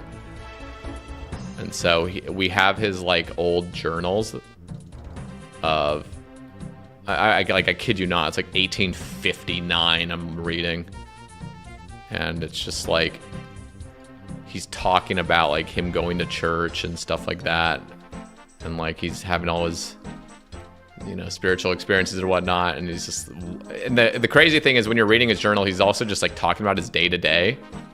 And everything is walking. And then I was like, oh fuck, there's no cars. Like, I'm literally reading this whole, like, 3 massive journal binders of this dude that was living with no cars. And he walked everywhere. It's just a really crazy thing to be reading. And then knowing he's my great-great-great-grandfather. Not blood related, though, because my great-grandma and grandpa adopted my grandpa on my dad's side. So, but it's pretty crazy. And he was a polygamist. My great-great-great-grandfather had 2 wives because the Mormon, one of the Mormon like apostles or something, like granted him permission to have another wife. So, and there's an old family, dude, I gotta find this family photo. I'll show it to you guys. There's a photo of him in like, this is probably 1890 or something. He's fucking old, but he has his 2 wives next to him, and just all his like kids and grandchildren and stuff. It's crazy. It's like, and it's really dark because none of them are smiling because it's like old photos, you know, where everyone's just like pissed off looking. It's kind of dark. I'm not gonna lie, it's kind of dark, but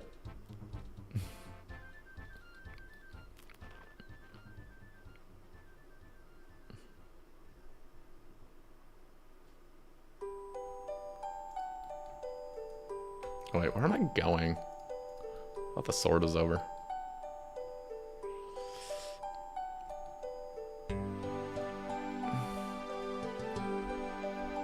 It was weird to smile back then for photos. Yeah, it was just not culturally. It wasn't the culture.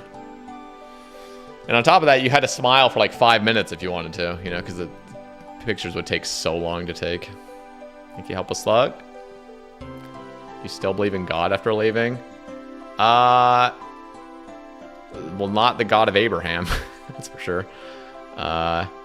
I don't know. Like, I don't know what I really believe. It's just, I just don't think it's a thing you can claim, you know? Like, I think it's really fascinating that we're alive and stuff. And I've definitely had like some spiritual experiences on mushrooms and stuff, but I don't know what to make of it. And I'm also like a determinist, basically. So I believe in determinism. So like, I don't actually think any of us have free will. So that also, in a way, like, I don't know. It just, in a way, that's like really like liberating. It just makes me feel like I'm just here. I'm like having an experience. And that's kind of like the extent of it. And I don't know why, but just enjoy the ride, kind of. So, and the other thing is like trying to focus on the here and now, which is really difficult, obviously, especially if you're anxious like me. But focusing on the here and now is like a cure in my eyes to like basically any sort of like existential dread. And also reading The Paradox of Death. There was like some there's like some audio clip of Sam Harris talking about the paradox of death, and that had like really helped me in a lot of ways. I used to be like kind of scared, like pretty terrified of death, but then when I heard like there is literally no experience at death. So like if you're dead, there's no experience to be had. So basically like you will never not be alive. Like you literally can only ever be alive. And it's like this weird paradox where like you being dead will never happen. So you're basically already immortal in a way, and that's like an actual fact. Like, it's like a fact that you'll never not be alive, because there's genuinely no experience with death. And it's like it was like really comforting for me. I was like, whoa, that's crazy. So, I don't know. I just like,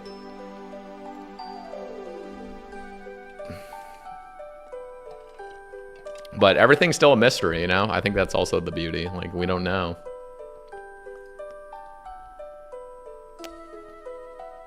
Why am I having a spiritual awakening on the Cbow stream?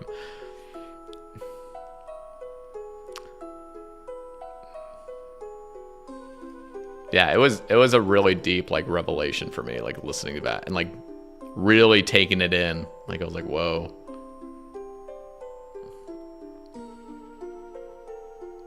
Never heard that, but that's actually really comforting.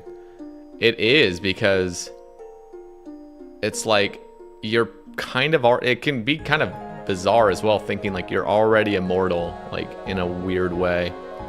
We don't know what happens when like you die, but all you can really know is like experience never ends, because like experience just can't end. Like there's always going to be experience. Like it just is what it is, because without experience there's no experience. So it's like you can't experience what's dead. Like, you know what I mean? It's just so bizarre. That's why it's the paradox. So it doesn't make any sense. Oh, where am I going? Can you link that YouTube video? Just look up Paradox of Death, Sam Harris. You'd probably just find it. I listened to it on the Waking Up app. So I don't know if it's on. I'm imagining it's definitely on YouTube.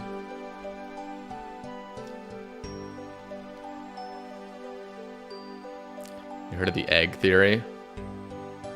Always thought that was interesting. Is that what, like what was first, the chicken or the egg? Or I actually read, there was a short story of the egg. I don't know if that's what you're talking about. It's like this little short story of like some guy dying basically, and like, yeah, I think I have. Is that what it's called? Egg theory? I thought it was just called the egg. It's been a few years since I read it though.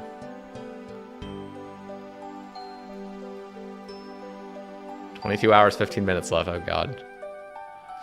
What up, Angelic? Do you have any thoughts, ideas on 7 minutes of brain activity at death? Okay, that's actually really interesting. So some of the time, this was like a really bizarre thought I had on one of my mushroom trips, like 2.5 years ago or something, was I'm in the process of dying right now. And what my brain is doing is reliving my entire life. And it was really scary. Like, it was a really scary thought. It was just like a fear response. But it was also comforting in a way. It was like, you've already lived your whole life, and now your brain activity for the last little bit is just gonna recall every little thing you did in your life. So like, I'm just in a dream state, living my life until I actually die. But it was weird because I don't know if you've heard of like Nietzsche's like eternal recurrence, where like you live the same life over and over and over, and that just is your entire existence. Like basically, like when you die, you just loop back to birth, and so you're always the same person living. And like the idea of that is terrifying, but when you think about it, is it actually terrifying? Like, you're living right now. So what if like you don't know that you've lived a billion other times or infinite amount of times, but you're just living it again? But then you have like the quantum stuff that he didn't know back then, and then you think, oh wait, what if like you're living the same life, but you're living in infinite different variations of your life? I don't know. The whole thing's bizarre, but I do remember that trip was really weird.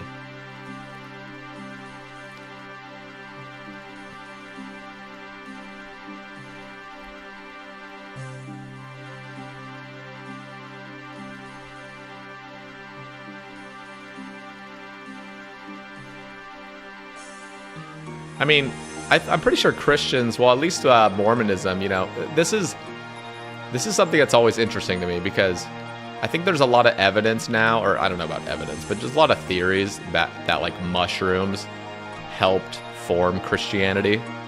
So like people tripping balls with not just mushrooms, but also like cocktails, spiked cocktails with psychedelic properties and stuff. So because you get a lot of these really heavy, like, and it might just be culture based as well. Like, it might just, but I remember feeling a lot of like Christian themed stuff in some of my trips.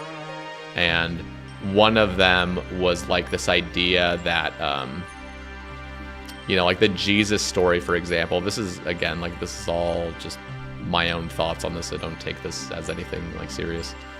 But like, sometimes I think we're all one consciousness. So like, we're all like God. Because if God knows all and he knows everything you've gone through, in a way, like, you're kind of a piece of God. And so I'm trying to think like where Jesus came, like, so with my Mormon upbringing, like the idea that like somebody suffered for all your sins, and that's God or Jesus, that makes it feel like we are all playing our part in like this cosmic dance, basically, until we like perfect ourselves or something. And we're only playing our little piece, but God played every piece. Like, he knows everything. Like, he experienced everything. So like, and because we are God in a way, like we are all like a piece of God. So ultimately, one individual, which is us in a weird sense, did suffer for like everybody and everything, and like experienced everything. So it's like this really weird spiritual like theme of Christianity, which is like really awe-inspiring and stuff, without all the other dogmatic, like, I don't know, jumble.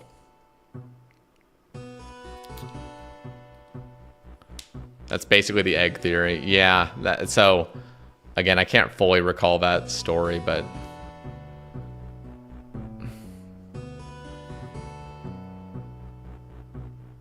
yeah, it's pretty crazy when you have a really profound experience like that. Because I've felt that. Like, I've like felt that feeling. It's not just words for me. Like, I've like felt it through mushrooms. And then in the sense that like everything's gonna be okay. So like as shit as your life could possibly get, like it's all gonna be okay. Like that is another feeling I've had, and that's like super, super, like that still to this day like helps me like keep going when I'm like struggling, which is nice. So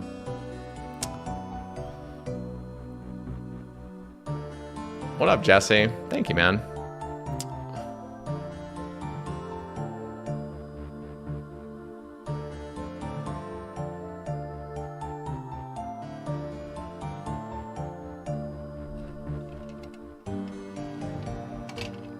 I mean, I can have your car. It just means we should basically be kinder to each other. Because, like, when you're hurting others, you're hurting yourself, ultimately. In a weird way.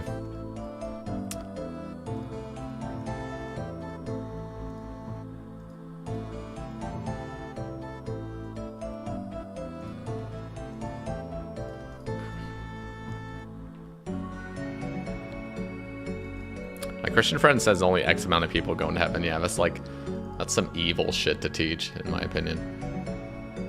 If there is a heaven, we all make it. You know, everybody makes it. Even Hitler. And then we're gonna realize that Hitler ultimately was just a very unlucky soul. That, you know, like he was at one point a baby. You know, did he choose to be where he was born? Like, with his circumstances, with his everything. It's like every consciousness is a relative viewpoint that creates a different reality. Each reality is a form of God in its own center that seeks and puts out information. That information leads us to awakening, to where we have a higher consciousness and we can tune into more of the universe. Interesting. I was taught heaven had tiers, and depending on how righteous you live is the tier you got. Yeah, that's Mormonism as well. It's like three tiers of heaven.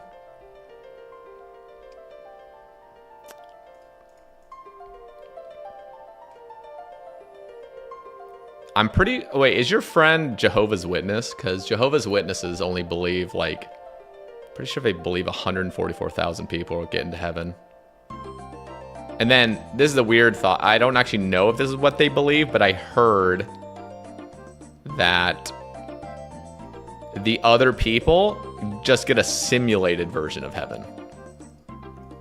So, like, they still get the full experience, but it's not actual heaven. It's just like a simulated version, but it's like identical. I don't know if that's just rumor, though. I don't know if there's any Jehovah's Witnesses here, or former.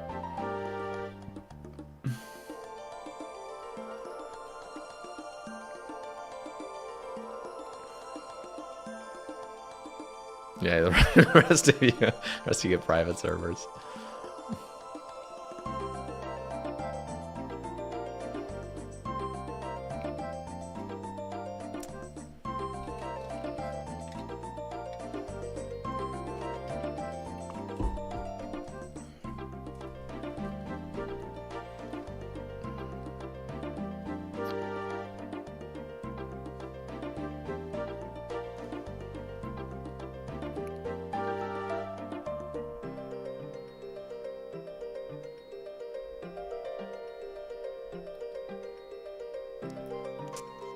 Ooh, almost 85.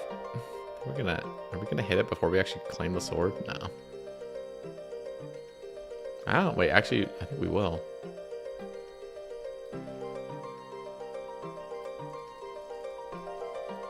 What up, Bean Dip? How we doing?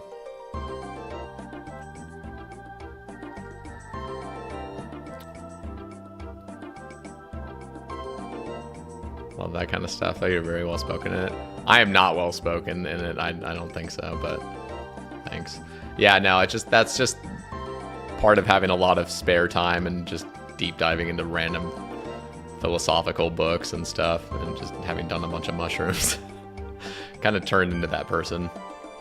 I'm not quite as I don't know, like when I've talked to UIM Loki on the cast, we always go deep into the like philosophical department. And our last conversation, which was a Patreon exclusive, not trying to sell you it, but or not you it, but just you guys in general listening. But we did have another conversation just a couple months ago. It was really good because I've met Loki like in person in Vegas, and we were both drinking a little bit, and we just hit it off. Like he caught me at the Crusader party up in the Bellagio, and we easily talked for like an hour and a half, just without anybody else like interrupting us. Even Mudkip was Mudkip and his girlfriend joined the conversation like halfway through. They're just sitting there listening. We're just going to town, like talking about all of these like existential things. It was great. It was really fun. I love that guy. That should have been a save cast, that IRL one. No, that would have been actually really embarrassing.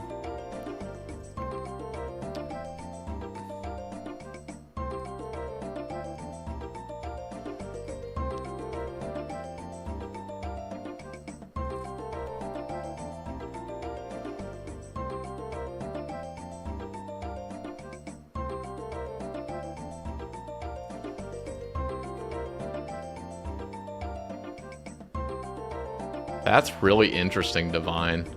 That's like interesting concept to think of. Like you chose beforehand, like exactly what your life's gonna play out like, and you build up that experience.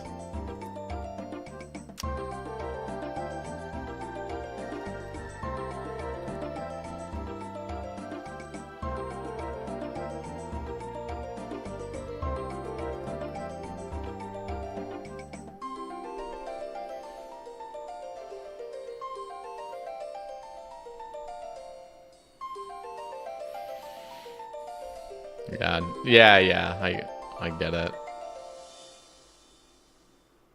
It's just being aware. It's honestly just self-awareness, just realizing like you don't know shit, you know? It's not cool not to pretend to know things you don't know.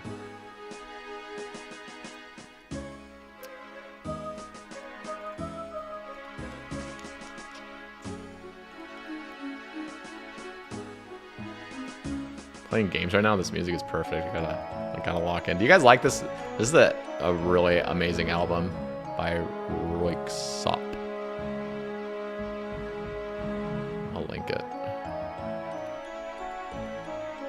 It's based on 3 albums that they had come out with a few years back. Profound Mysteries albums. But then they remixed it into like an ambient version of it. So when you listen to the original, I was saying this earlier, if you listen to the original 3 albums, they're all bangers. And then you hear the actual like ambient version. It's really cool.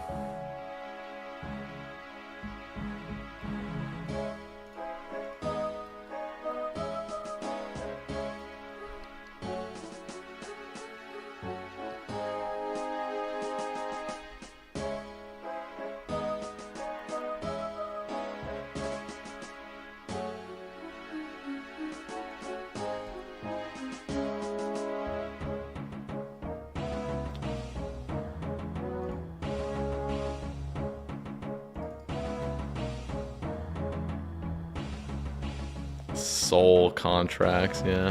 That sounds like something from RuneScape. Gonna get soul contracts when they come out with the... Oh wait, what did you guys think about divine runes?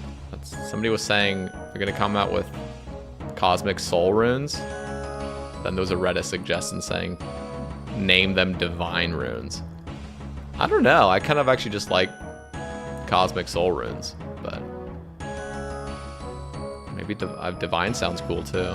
I just feel like divine rune should just be like a standalone rune at some point. I'm still upset that the divine spirit shield never came into the game. I just think it's an interesting shield.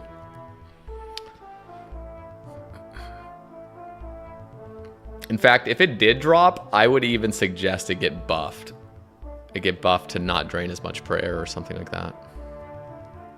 But I just love the effect that it's guaranteed damage reduction. That's so cool.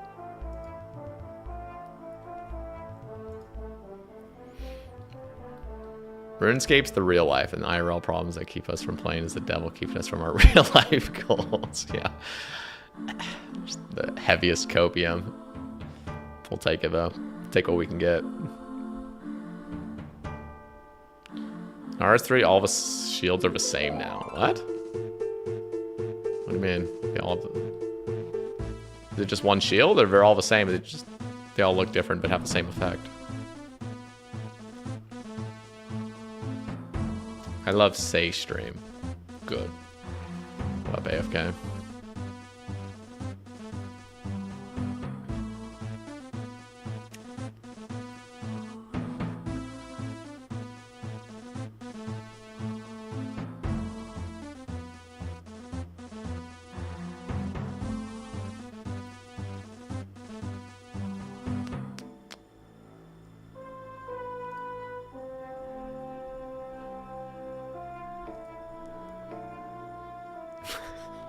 Wait, what? This isn't your... How is this not your favorite piece of content? Dude, by the way, we are actually at 1 level away. I cannot believe it, guys. 85 smithing looks really clean, too. But 86 looks cleaner. Divine is a really cool name for a rune. Maybe not these ones. Like Celestial Rune. Ooh, yeah.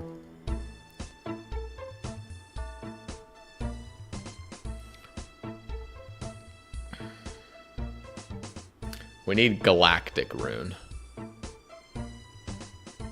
Nah, just 86. Gotta get 86 so I can boost for Rune Nails. I'm gonna drink Kovacs Grog to boost. You've been making profit the whole time? Yes, you actually make a decent chunk of money here. Even with the costs, getting all the ores and turning it into bars. This is an album by Royksop. It's an ambient remix of their 3 Profound Mysteries albums.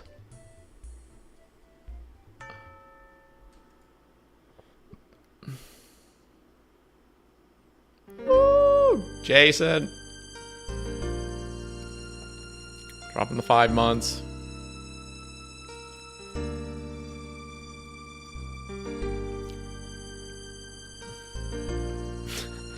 Thank you, brother. 5 months. I will go nuts on those donuts.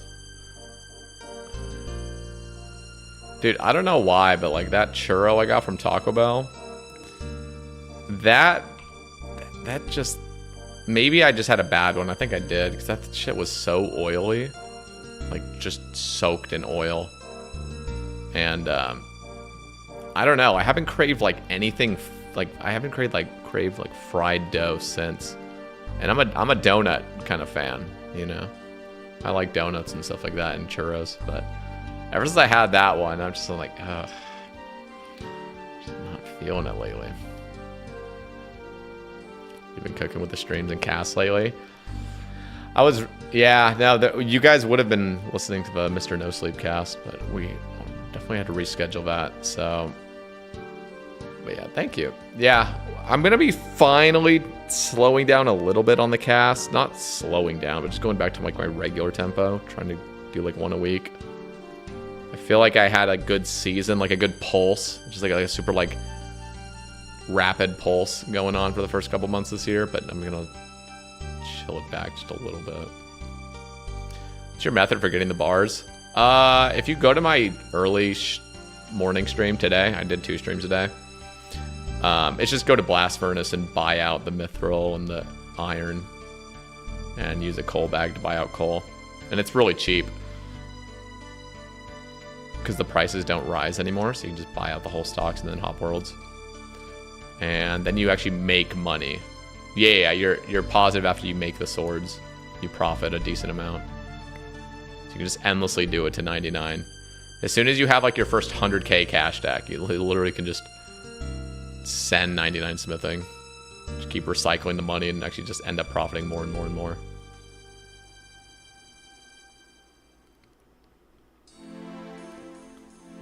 The Elysian, Divine, Arcane, and Spectral shields all reduce all incoming damage by 30%. Jesus. However, 20% of the block damage is immediately drained from the prayer points. What? So they just all do that? Weird.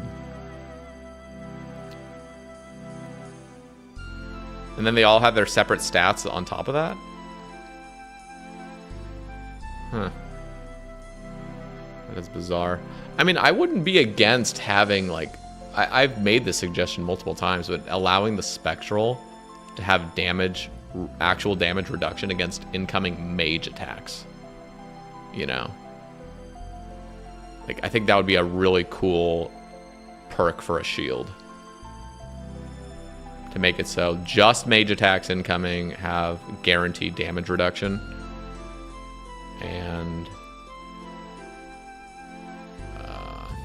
well, I guess the Arcane already has its buff to the Eladinus Ward, but... Dude, I'm not gonna lie, guys. The Eladinus Ward was a mistake. That thing looks ugly. The original Arcane, as Max Mage, looked so sexy. Butchered it. Now we all just use two-handed shadows. Anyway, but yeah. Let's go do a bird alert. I gotta pee first, though.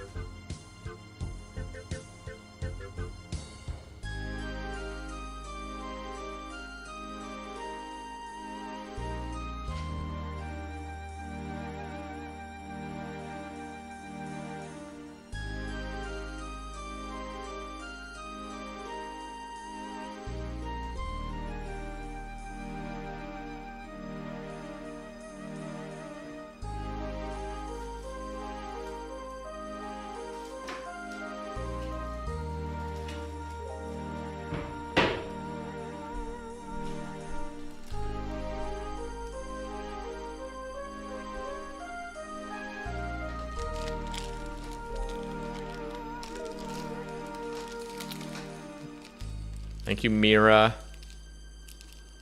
You've been fire with the cast this year. Love the content fends off the burnout. Night. That, honestly, I'm glad to hear that it fends off the burnout, because that's what Rambles and OSR's podcasts have always done for me as well.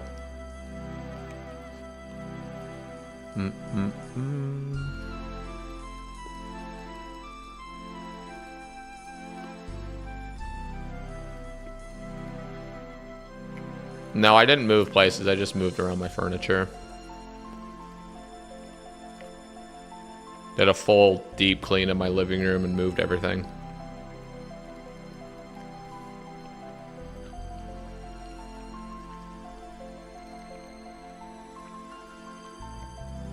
Including the camera placement.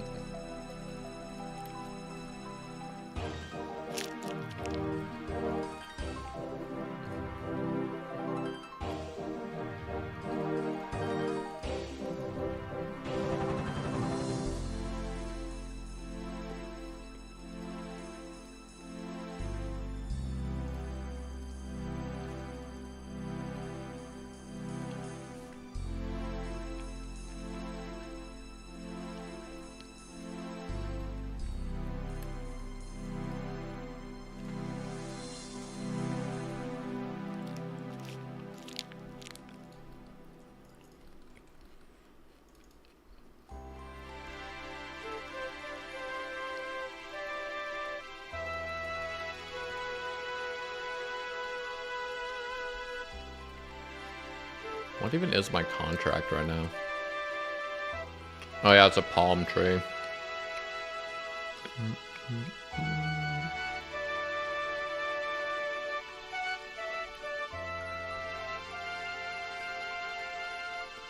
My herbs keep dying here. What is happening?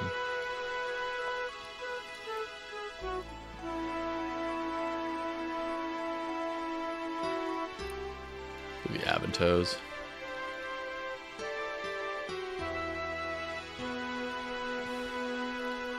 Master Wand and Arcane with full arrows and infinity boots. Damn. Damn. I'll be honest. Ancestral looks phenomenal. They nailed Ancestral, personally.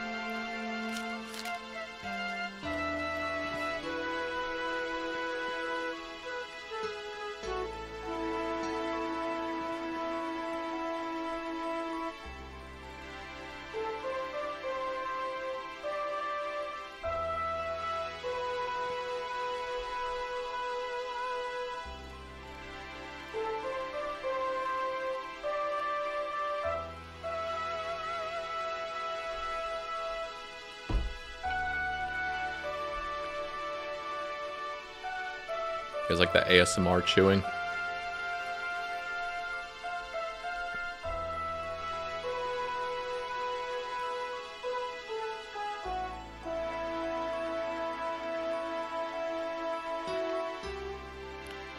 I don't know how they top Ancestral. Virtus is very... Yeah, Virtus is... Virtus does not look good. I'm sorry. Anything with like a fucking weird like Brudu victim mask type helmet is just bizarre. The only way they could top Ancestral... Well, I think Twisted Ancestral already topped it. Obviously, that pretty much just is Ancestral, but... actually, I don't know how I feel about it.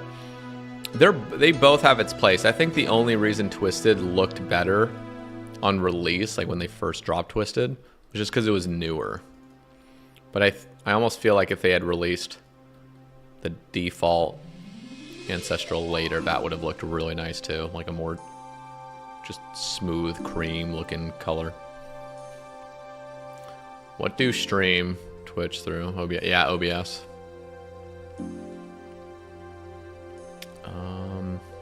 I want to see when this rug is getting here. It was so funny because, well, it wasn't that funny actually. I take it back. I'm not even gonna say what was funny because it wasn't funny. Okay, I'm getting. Ooh, wait, dude, we got our neon lights. They already got delivered. Ooh, guys. Do I go downstairs and set them up? It's going to get a little bit darker in here.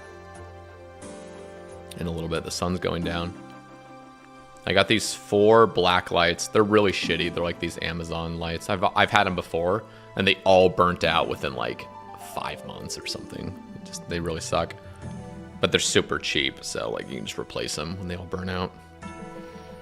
But it makes the floor look super cool. Just like this like purple looking like black light floor. Looks kind of cool. I don't know if it's going to pick up on camera nicely, but in person it looks great. My rug is arriving March 6th through the 10th. Okay. Could go get him.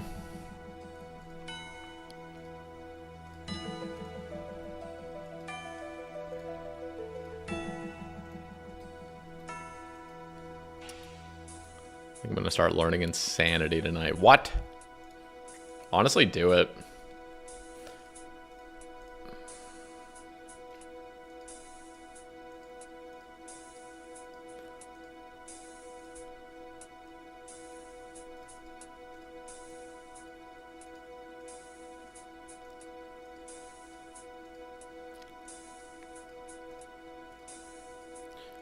Will you do Inferno with Titan prayers?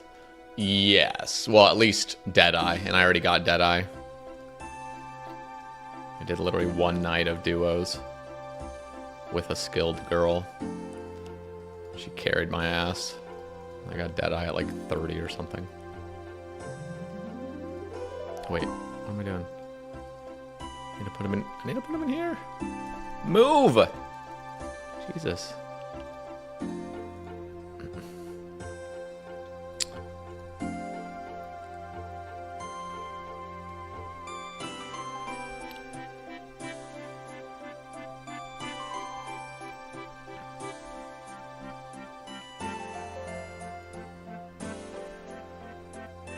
Just started soloing core for the first time yesterday and I used your guide. I feel like my guide is so outdated now. They've made so many changes. Feels like. I guess it's not completely outdated, but feels that way. It's so weird. Like, you guys saw it yesterday when I logged in on Cbow and just killed a little bit of Duke. Like, I have not been playing on Cbow consistently, and they've made a bunch of random changes to things, like the max cape, and everything has like pull down menus and stuff. Nothing is in its original place that I'm used to. And it's like, holy fuck, like trying to get used to doing clue scrolls again. And then the other part is I've been solving clue scrolls on low level irons. So like I'm used to like teleporting to Falador to go to like Falador Park instead of using a Ring of Wealth. There's like so many weird muscle memory things I haven't gotten used to, so. If I wanted to start making like PVM guides again, I have to get like really into the swing of things. But on that note, I could make guides that are more like medium level because not everybody's high level. Because I have been thinking of making not like some guides, but a lot of them like skilling guides as well. And I feel like usually when you make a skilling guide that with a maxed account, the whole comment section is like, why are you even training this? Like, oh my god, like to this day, my Mahogany Homes guide, which by the way, I think is phenomenal. I still get comments saying like, why are you doing this? You have a max cape, or not even why are you doing, what did I say? Oh yeah. Well, this is actually quite reasonable, but in the video itself, I say, you know, the most efficient teleport is with your max cape to the player owned house. And they're like, why, like, what, do you expect me to have a max cape training construction? Anyway, so when you make guides that are not already maxed accounts, you're connecting with your audience more. So I've been thinking about doing some like lower level skilling guides. Where the fuck am I going? Oh, I'm so out of touch. I'm not quite as out of touch anymore, though. I'm just getting more out of touch with like high level stuff now. That's the problem. No matter which way you go, you're gonna be out of touch with some group. Did I compost that? I don't even know if I did.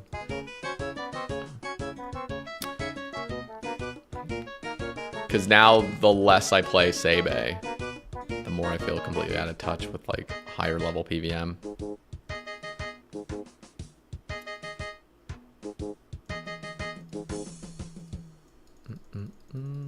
The end of this album is really quiet, I could tell.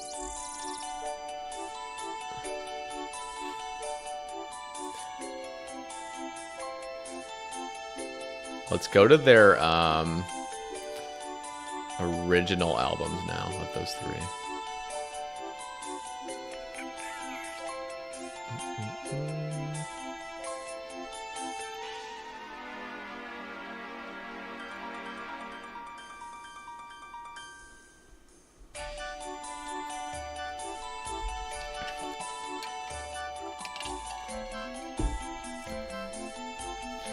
But the more out of time, when you go full on maxed, you know, max gear, max stats, you undoubtedly just become super jaded. You just do. It's like a natural occurrence. When you play like that, all you're thinking about is items that will affect you. And like that end game kind of play style. And I mean, it makes sense. That's the stuff you technically should be talking about because it's the stuff you actually know. You can't really be offering too much on the mid-level game content. But I feel pretty well-rounded now with these other two accounts that I played, Big Bay and this one.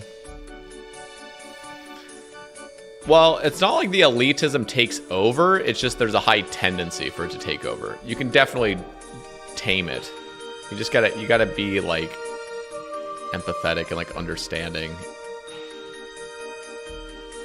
which is again very hard. You have to tame it. Most high-end level players like don't tame it, and a lot of them don't ever see themselves playing a lower level account again. I was included in that. I thought I'd play Cbow until the end of time. Never make another account. Well, maybe I'd make another account, but I'd just play it like very temporarily.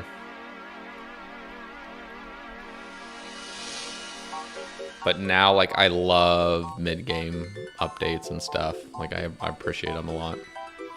Royal Titans was an amazing update. Yeah. I can't believe I remembered, Jerry. Usually when I'm streaming, I make that mistake.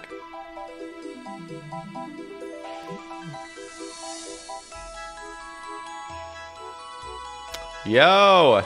Chris dropping the Says Bays subscription on YouTube. Thank you.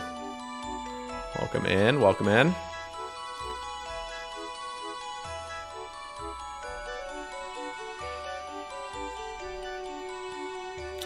Royal Titans bridge the gap for so many bosses. Yeah, it really does.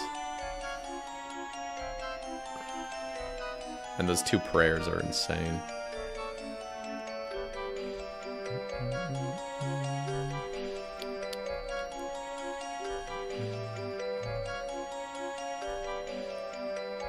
About to send CG on the hardcore with the prayers. Don't die. Do you tier 3 prep? Somebody was asking me earlier, they're like, why didn't you make a hardcore? This has been obviously a common question, but I always forget to mention CG. Because when you do CG on a hardcore, you're forced to do tier 3 prep, and that is just, ugh, so unfun. So, it's just a much better experience going in. Tier 1, yeah, you'll be taking it very slow. I mean, that's what you're supposed to do on a hardcore. You don't want to risk it. But the fact that I would have had to do that would have been painful. Agonizing.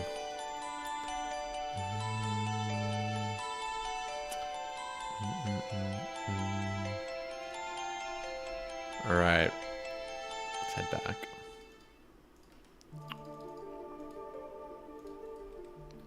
Tier 3 rep is so cringe, it's pretty bad.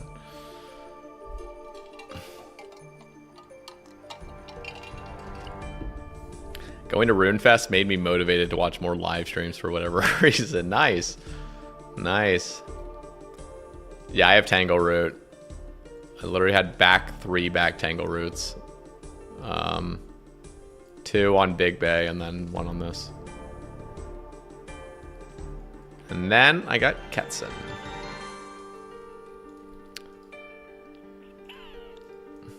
Did I fix this?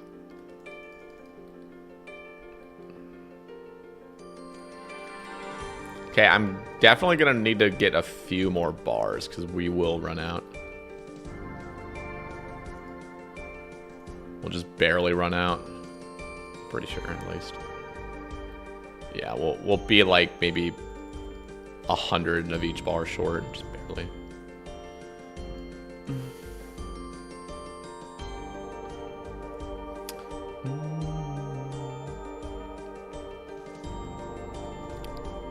I hate this game so much. God. Just so awful.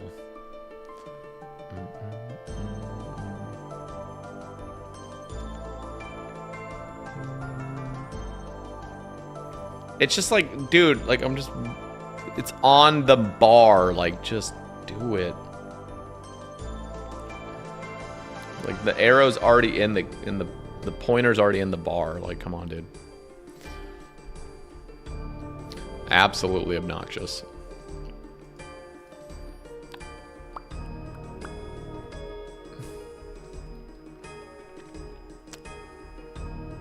What is the worst random, guys? What's the random that just grinds your gears? Or grindstones your gears? This guy pisses me off. There's something just so off about this dude. I hate him. Capped Arnov. Like, go to hell, dude. Maybe later. Jeez. Miles and Giles. Yeah, they're pretty bad. Drunken Dwarf. Yes! The Drunken Dwarf is so annoying with the whistling. If you have game sounds, that's definitely the worst. No. It's not. Bob the Cat is the worst with game sounds. It just like fucking screeches. Or what does it do? I can't imitate it. I'm trying to like imagine what it sounds like. Oh, it goes or it hisses, but it does I can't imitate it properly. Fuck, I can almost hear it, but I can't get it. Guys, do it through text. How does the cat hiss? It's like some scratchy noise. It's so annoying. Drunken Dwarf is right up next to Bob the Cat, though.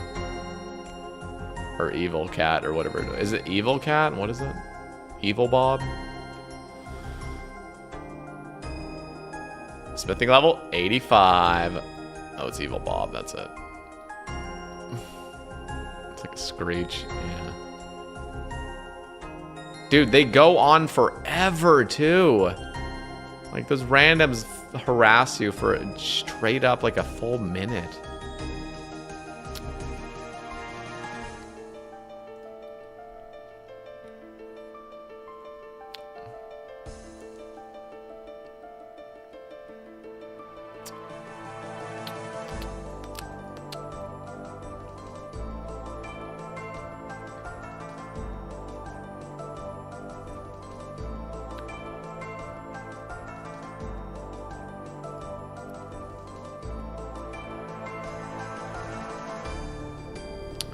Yeah, Flippa's kind of annoying, but on a low-level iron, it's not the worst, because you can get like 5 noted rubies or 5 diamonds. Kind of nice.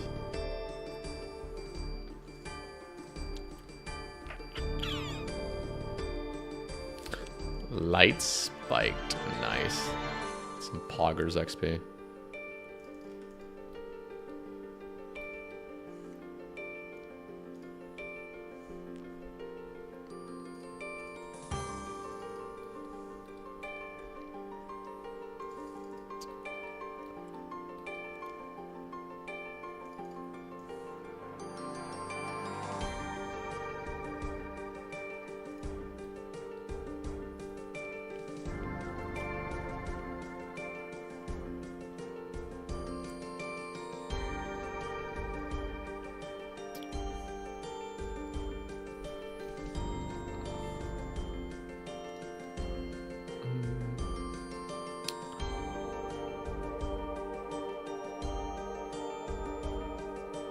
I just like the way 85 looks in the skills tab.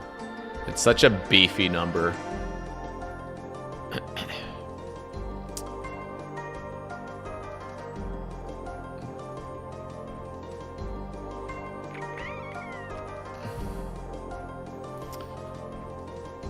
Is there a bug with randoms? Last 2 Quizmasters appeared and I happened to teleport and he appears next to me but then just says bye. Yeah, it depends where you teleport, I think.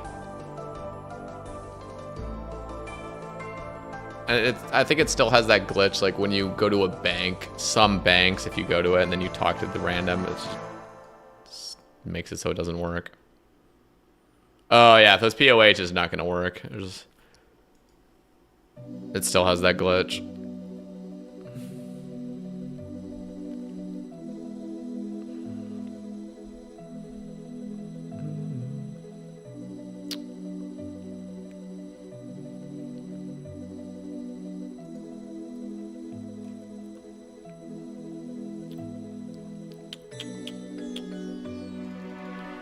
I'm gonna do a standing stream after this sword.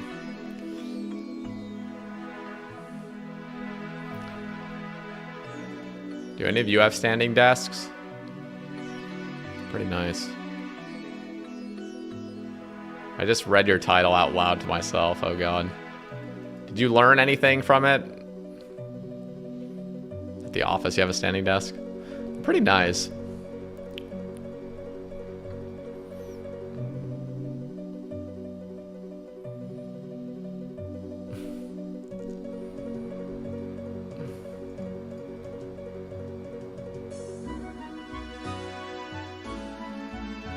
Your 58 mil farming XP, no pet yet? Yeah, Cbow has 69 mil farming, no pet. Rip. You did blast mine for Rune ore? No, I mean, I might do some blast mine, but I think I already have some Rune ore and bars in the bank.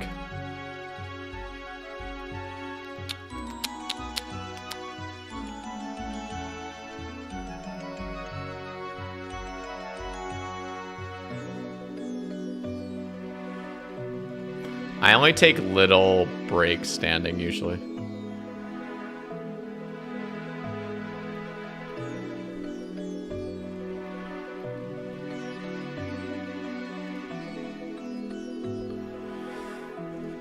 No, I'm gonna turn on my living room lights.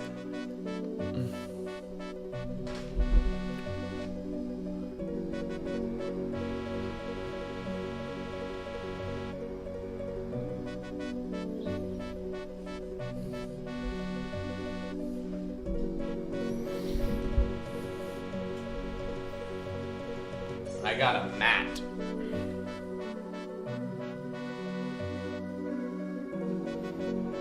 A standing mat. Woo!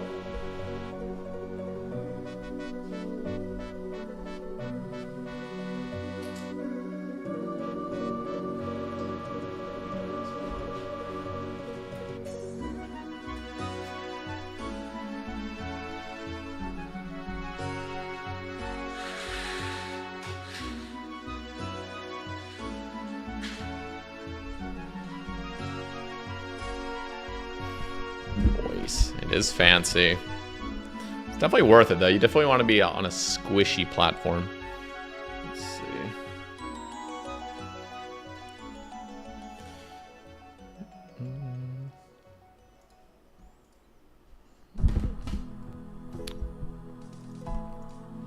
Yeah, it always feels good just immediately standing. It's like, get that stretch. Want to kiss under the grapevines of the Hosidius winery. With who? You? No?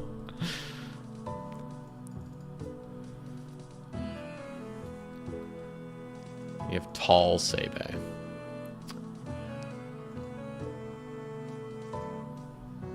It's not rude. I don't want to kiss you. Sorry. What are Mahog bridges? Mahogany bridges. You have different bridges you can build in Sepulchre to loot. And there's so many ducks flying. What the hell? A bunch of geese.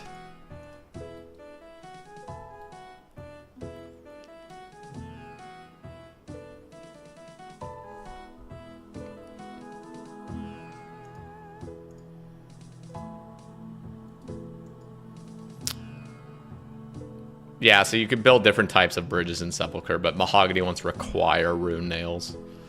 All the different planks require different tiers of nails. 10 to 15 years from now, do you think Inferno will be viewed as fight caves are today? Yeah. Yeah, 10 years, yeah.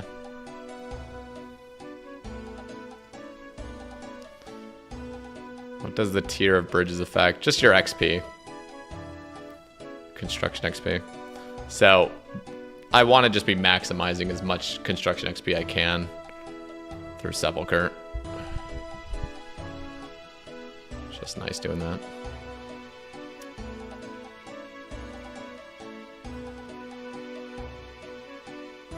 Any plans on getting the Colossal Blade? I mean, I think I can already buy it. Should I buy it? I'm just gonna make sure I buy a few grogs.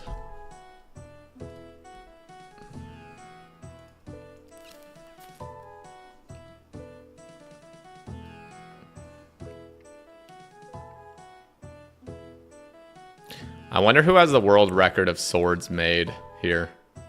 I've made 246. Feels like I've been here a lifetime. Probably some psychopath that's made like 20,000.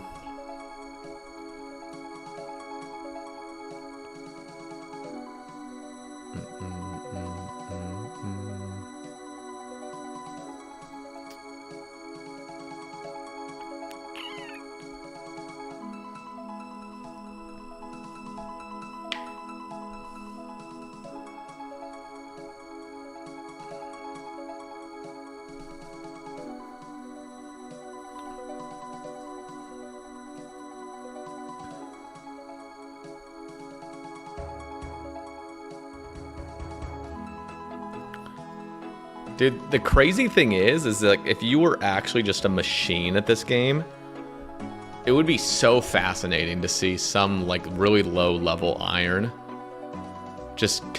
literally just get 200 mil smithing straight off the bat, because you can just do that now without having like really made any money. All you do is just get a little bit of coins built up, go to the blast furnace, buy some of the ore, and just keep going to Giant's Foundry and Blast Furnace, Giant's Foundry, Blast Furnace, and they'll just build up money. That would be such an insane account to see. I would love to see how much money they made if they just did like steel myth the whole way.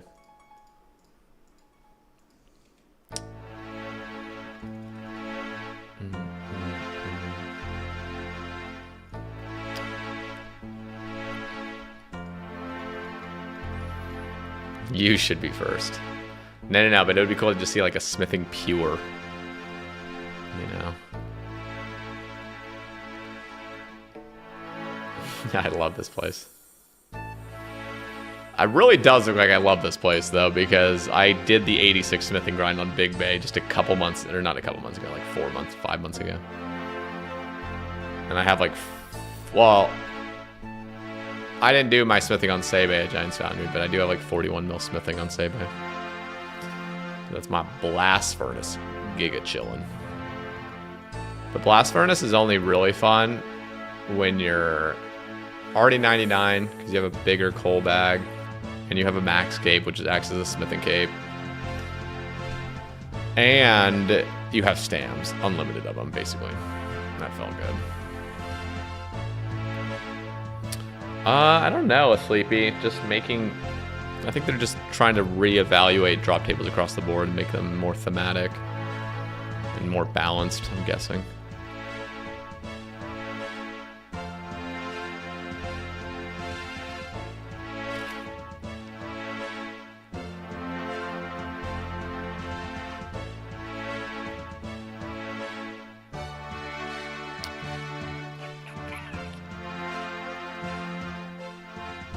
Combat end.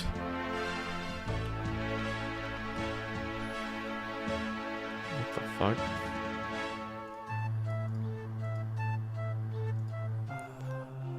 He's just 99 in all combats, except for prayer, and nothing else. And 99 Slayer. He just likes to kill things. Jesus. Such a weird account. Is it a UIM? It's a normal iron. I didn't want to risk it. I should have. Oh, he was a hardcore, but he died on Tutorial Island, looks like. He literally died on Tutorial Island.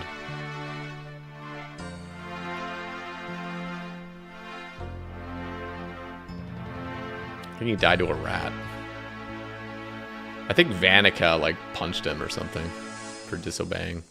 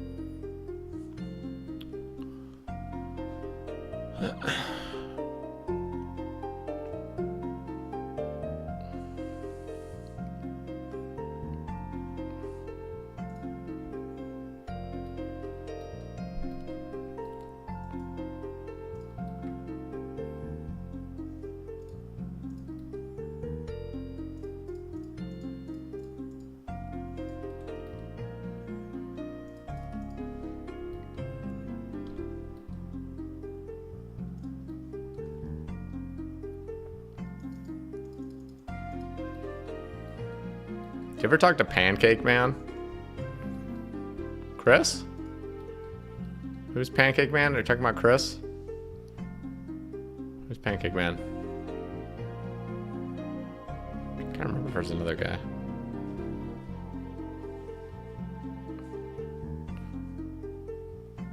Yeah, we talk.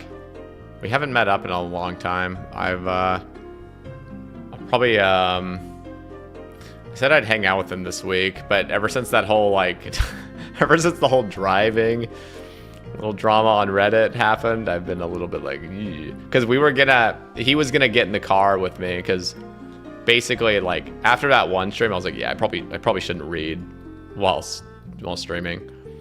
And then obviously it blew up. It was like, yeah, 100% not gonna do that. And then I actually looked up, like, local laws, and because I was thinking, oh, like, from now on, I'll just have a passenger in the car and he'll just read the chat. What am I doing? It's the wrong station. No. Oh, God. Gotta hit it up once. Sword's getting fucked. Anyway, I was like, yo, Chris, we should go hang out next week and you can be in the car. We'll live stream. He would obviously do all the, like, phone stuff, but now I'm just like, nope. Nope, I'm not streaming anywhere in my car anymore. Nope. Not even if it's not even me. Not even if it's just, I'm not even part of the stream at all. I'm just not even risking any of that shit.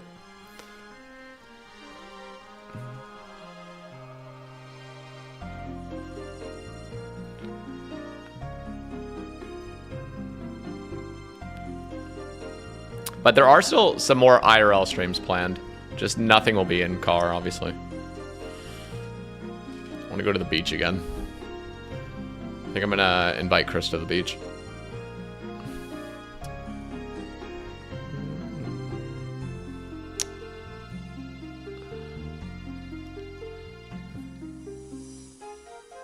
Funny, oh, the stream title, do you like it? No, they didn't ruin anything. I clearly, like, that was clearly not safe to be doing, and like, after that stream, I'd already decided, like, I wasn't gonna do that again, like, have the chat up. But I still wanted to stream in my car. It would have just been, like, chat disabled, you know, and just kind of rambling in front of the camera. Because my phone is generally there in the first place, just doing stuff, GPS or whatnot. Just mounted, you know. But I'm just not taking any risks whatsoever, or even, like, getting to that point anymore. What am I doing? Heat it up.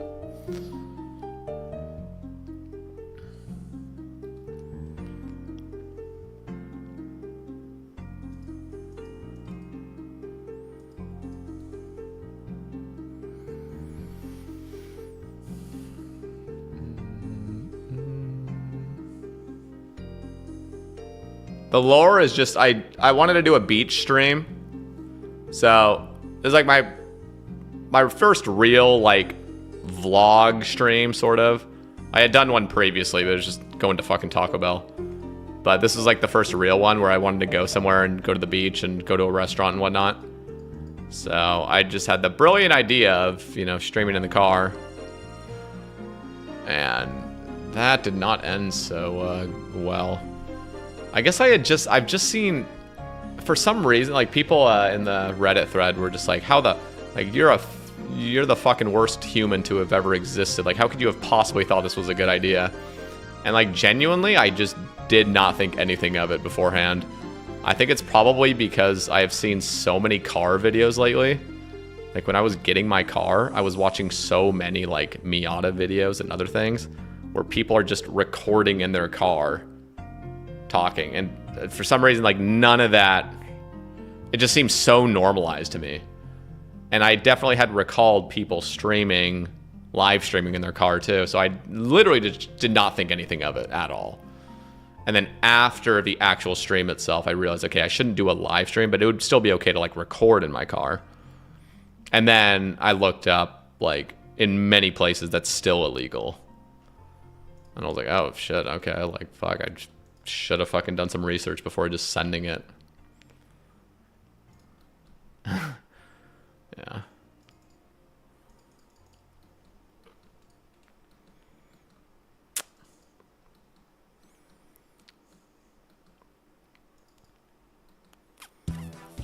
Are you purchasing the hallowed sacks? I probably will. Probably will on this account, yeah. Well, the mahogany bridges aren't what's giving me bolts. Just looting in general, and Sepulchre has given me bolts. They give bolts. But I want to maximize my construction XP at Sepulchre, so I want to build the best bridges, which require runite nails.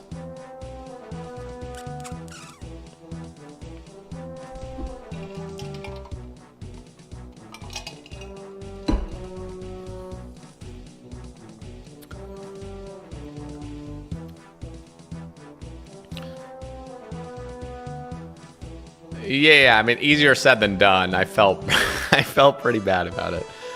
When a Reddit post gets posted twice, one of them gets, you know, 300 upvotes, the next one gets 800 or whatever. And every single person in the comments is like, oh, fuck this guy. Like, this guy's the worst fucking human to have ever existed. I'm like, okay, shit, like, I have to clean this up, like, somehow, like, Jesus. And it's a good learning lesson, you know?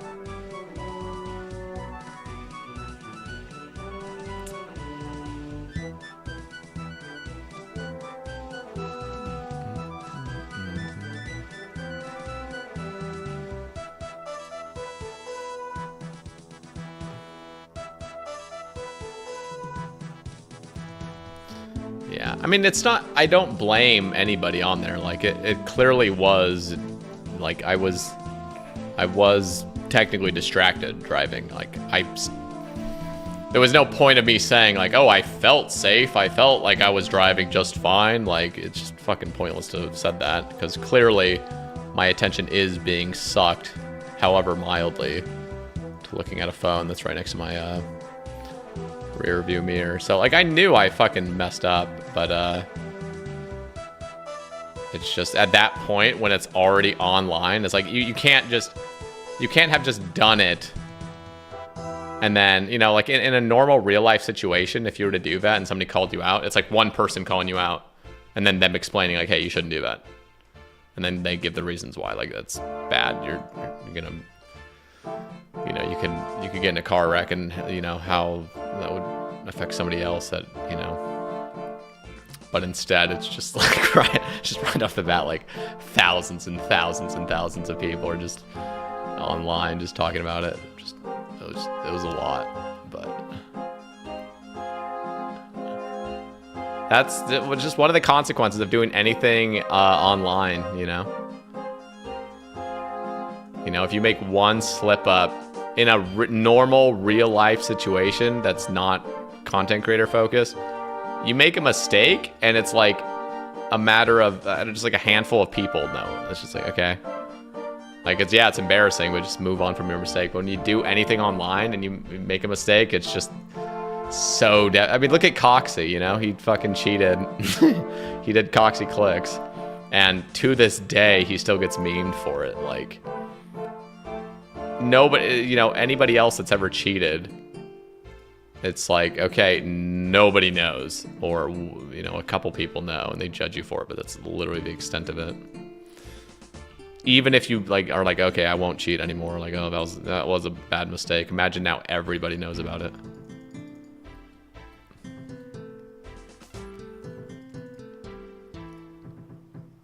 But I tried to, you know, just... It was definitely stressing me out, but I realized, like, okay, I fucked up.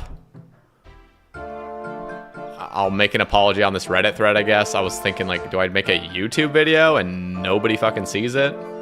Or do I try to, in a timely manner, make an apology on this Reddit thread that I randomly came across? Like, you know, it's like, this post is... Nothing in this post was added at me. The only reason I even knew a Reddit post was made about me was because that morning I checked the video analytics and all of a sudden it just had this huge spike of viewers and had like 4,000 views in the last hour. I'm like, what the fuck? And then I was like, okay, it's coming from an external source. I'm guessing Reddit maybe. And literally I go onto Reddit. It's the first thing I see on Reddit. And again, like, imagine I wasn't on Reddit. Imagine I wasn't chronically online, or I was just busy that morning. This whole thread would have blown up without me having the chance to, like, have said my piece. Like, God, man. I'm just lucky I found it, kind of, and just at least I got to make an apology to the few people that, or not the few people, the thousands and thousands of people that had obviously seen it. But many people probably didn't. They probably just saw the post, see my face, and yeah, fuck that guy. This guy's a piece of shit. This guy's the worst. If I ever see him, I'm gonna punch him in the fucking face. You know, just see one rage bait post. Yeah, there were two.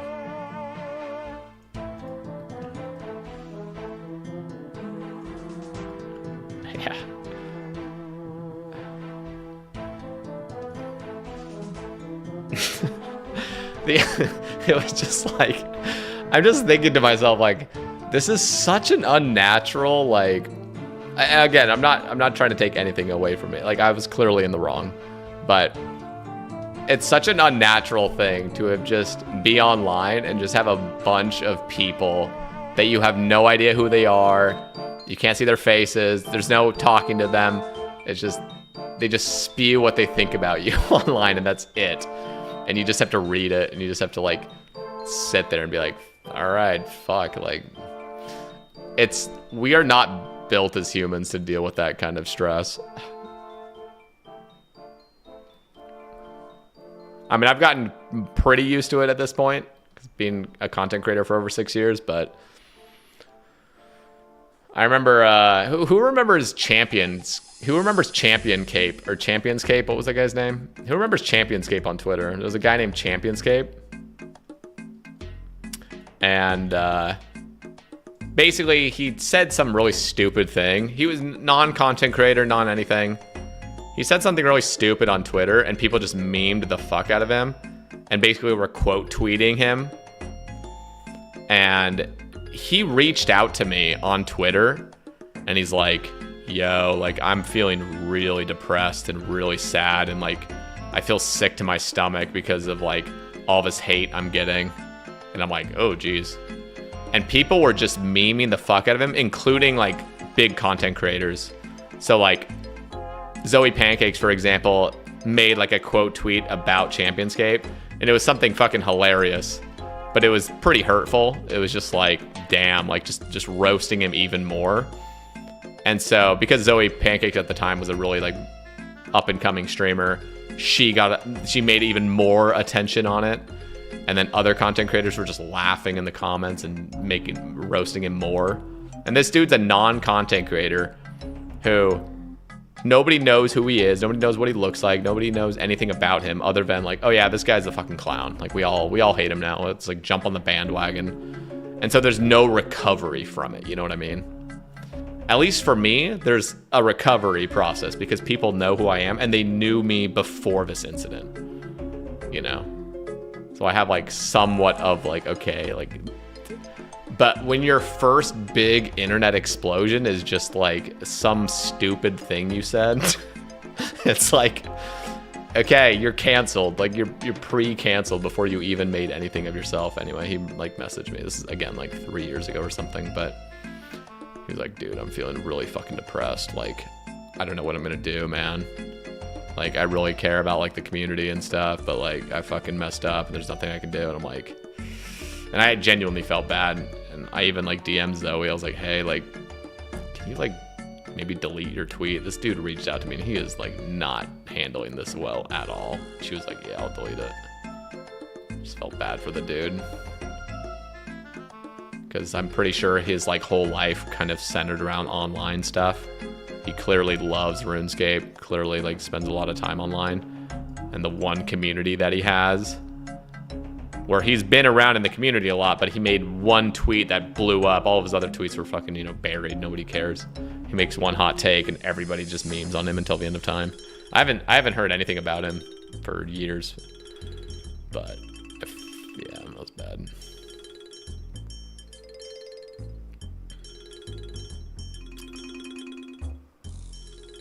Yeah, that's all I could really do, Connor. I don't even know what he said. I mean, I could probably go into Twitter and just look it up, but I don't even remember. It's just something just really stupid. It wasn't bad either. Like, it wasn't like anything like, oh, he's a racist or anything. It was just some really shit take on RuneScape, I think. Or, oh.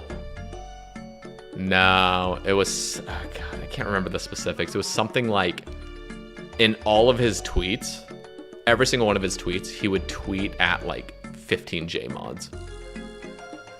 So he made a tweet that was really fucking stupid.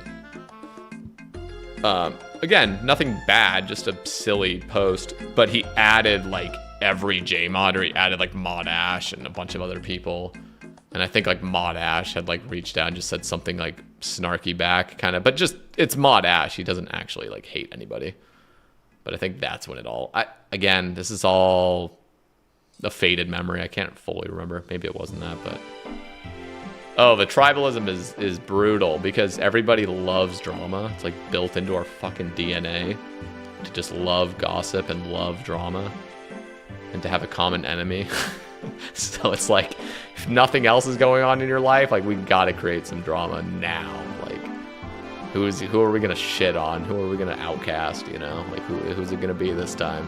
It's literally like, I mean, we've been sacrificing people for, you know, since humanity began, and it used to be like you actually kill somebody and just sacrifice them. Nowadays, it's just status sacrifice. Just beat the fuck out of their status until they die, status-wise. How crazy is it how many gear items we have coming out? Dude, there's a lot. I'm pretty pumped. I mean, I'm really pumped about Yama, especially.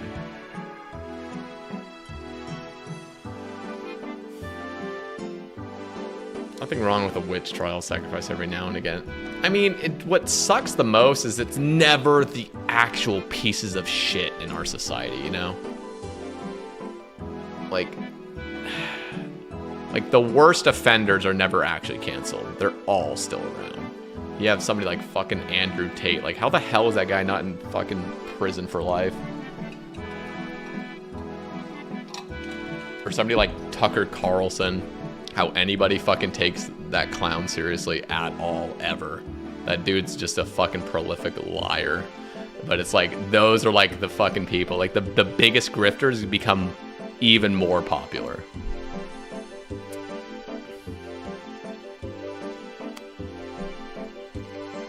Oops, went too far.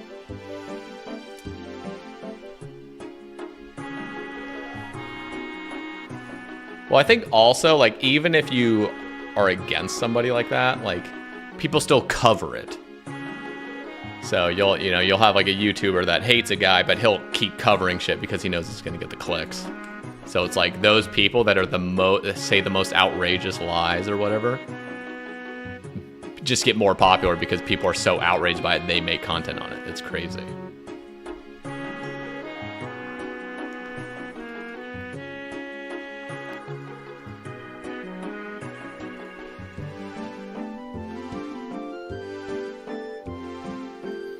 One of my favorite channels is Professor Dave Explains, because he just shits on grifters.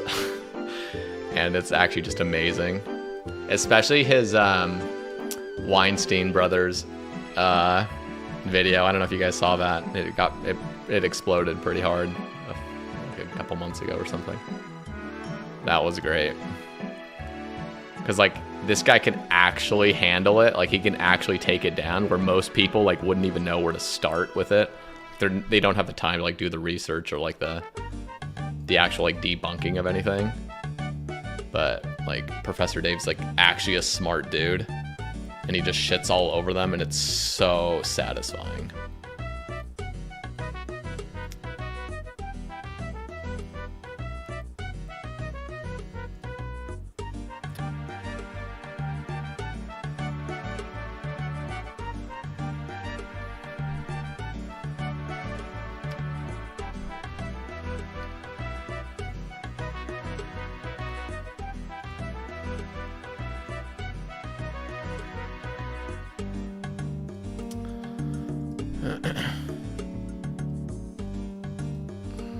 Heavy flat.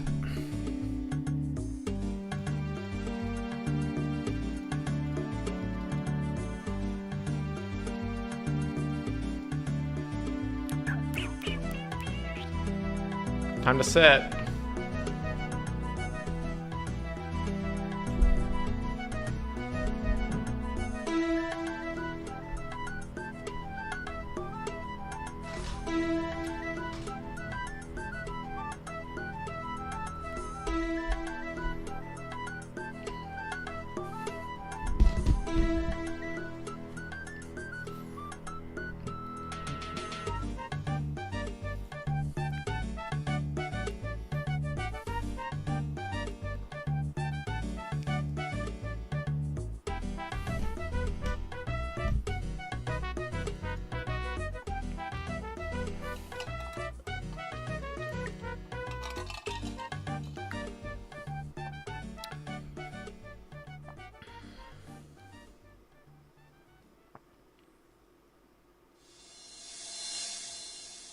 Welcome, Anthony. Dude, my like head is still just fucking, it's like pounding more now. I've had a headache this whole day. I think it's just the clanking here. I should turn off all the game sounds here. Genuinely, like spending a full day at Giants Foundry is just exhausting.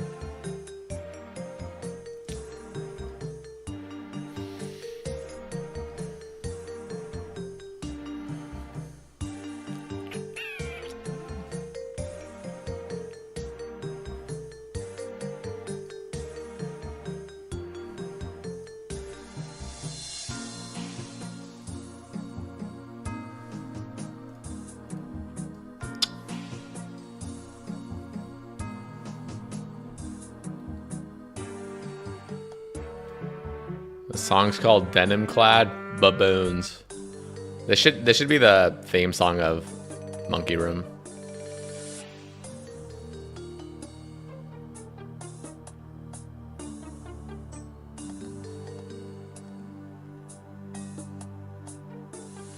Will I ever go for Duke at? What do you mean? On this account?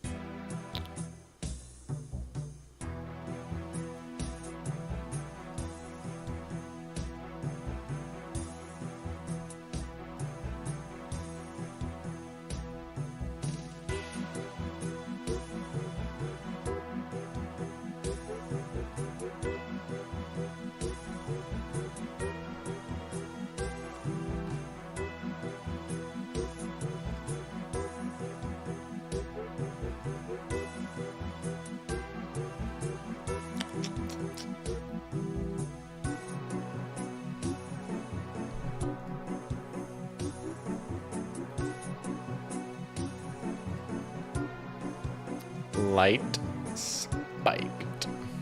Let's go do a bird alert. How many birds nests do we have, by the way? 3,200.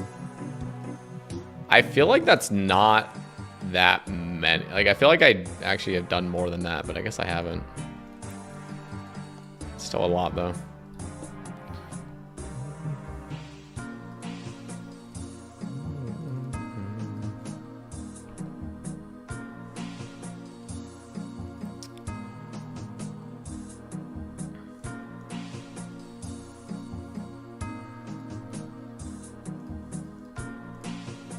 "21 swords remain." Yeah, we're gonna have to finish off at blast furnace because I don't have the bars for it. That's fine. 'Cause I'm gonna also smelt the rune ore I have. I need to look how much rune ore I have. What up, Kendo?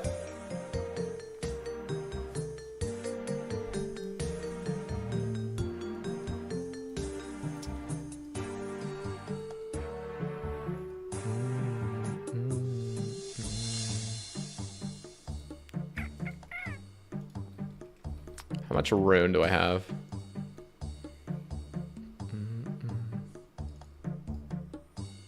91 rune ore, 6 bars. Okay, not bad.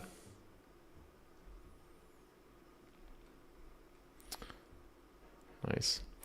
All right, guys, I have just a headache. I mean, we'll finish. I'll probably honestly have 86 smithing by the time I wake up tomorrow. So we might be doing... We might just straight up go to Sepulchre. Wait, how many mahoganies do I have? Yeah, I can make these into planks. And then we can just start sending it. I obviously need to do more vires, more chopping. But yeah, tomorrow we start Seppy Weppy, guys. So thanks for all tuning in. Appreciate you all. Hope you, we had some pretty deep conversations tonight, so I appreciate you guys all tuning in and just contributing. It didn't get off the rails either, you know, which I'm always happy about. You know, we're talking about some sensitive stuff, but seemed to go pretty well. Third stream today, surely. I doubt it. I'm pretty exhausted. And I'm gonna try not to take a nap or anything because it's obviously already 6. I just gotta stay up like 4 more hours and go to sleep. So let's send you guys up to Scott. Peace, thigh. Sorry it turned into a pseudo therapy. So no, I always love the therapy sessions. I turned the Base After Dark cast into that when I'm on. I'm all about it. I'm just glad you guys appreciated it. Okay, see you guys. Peace.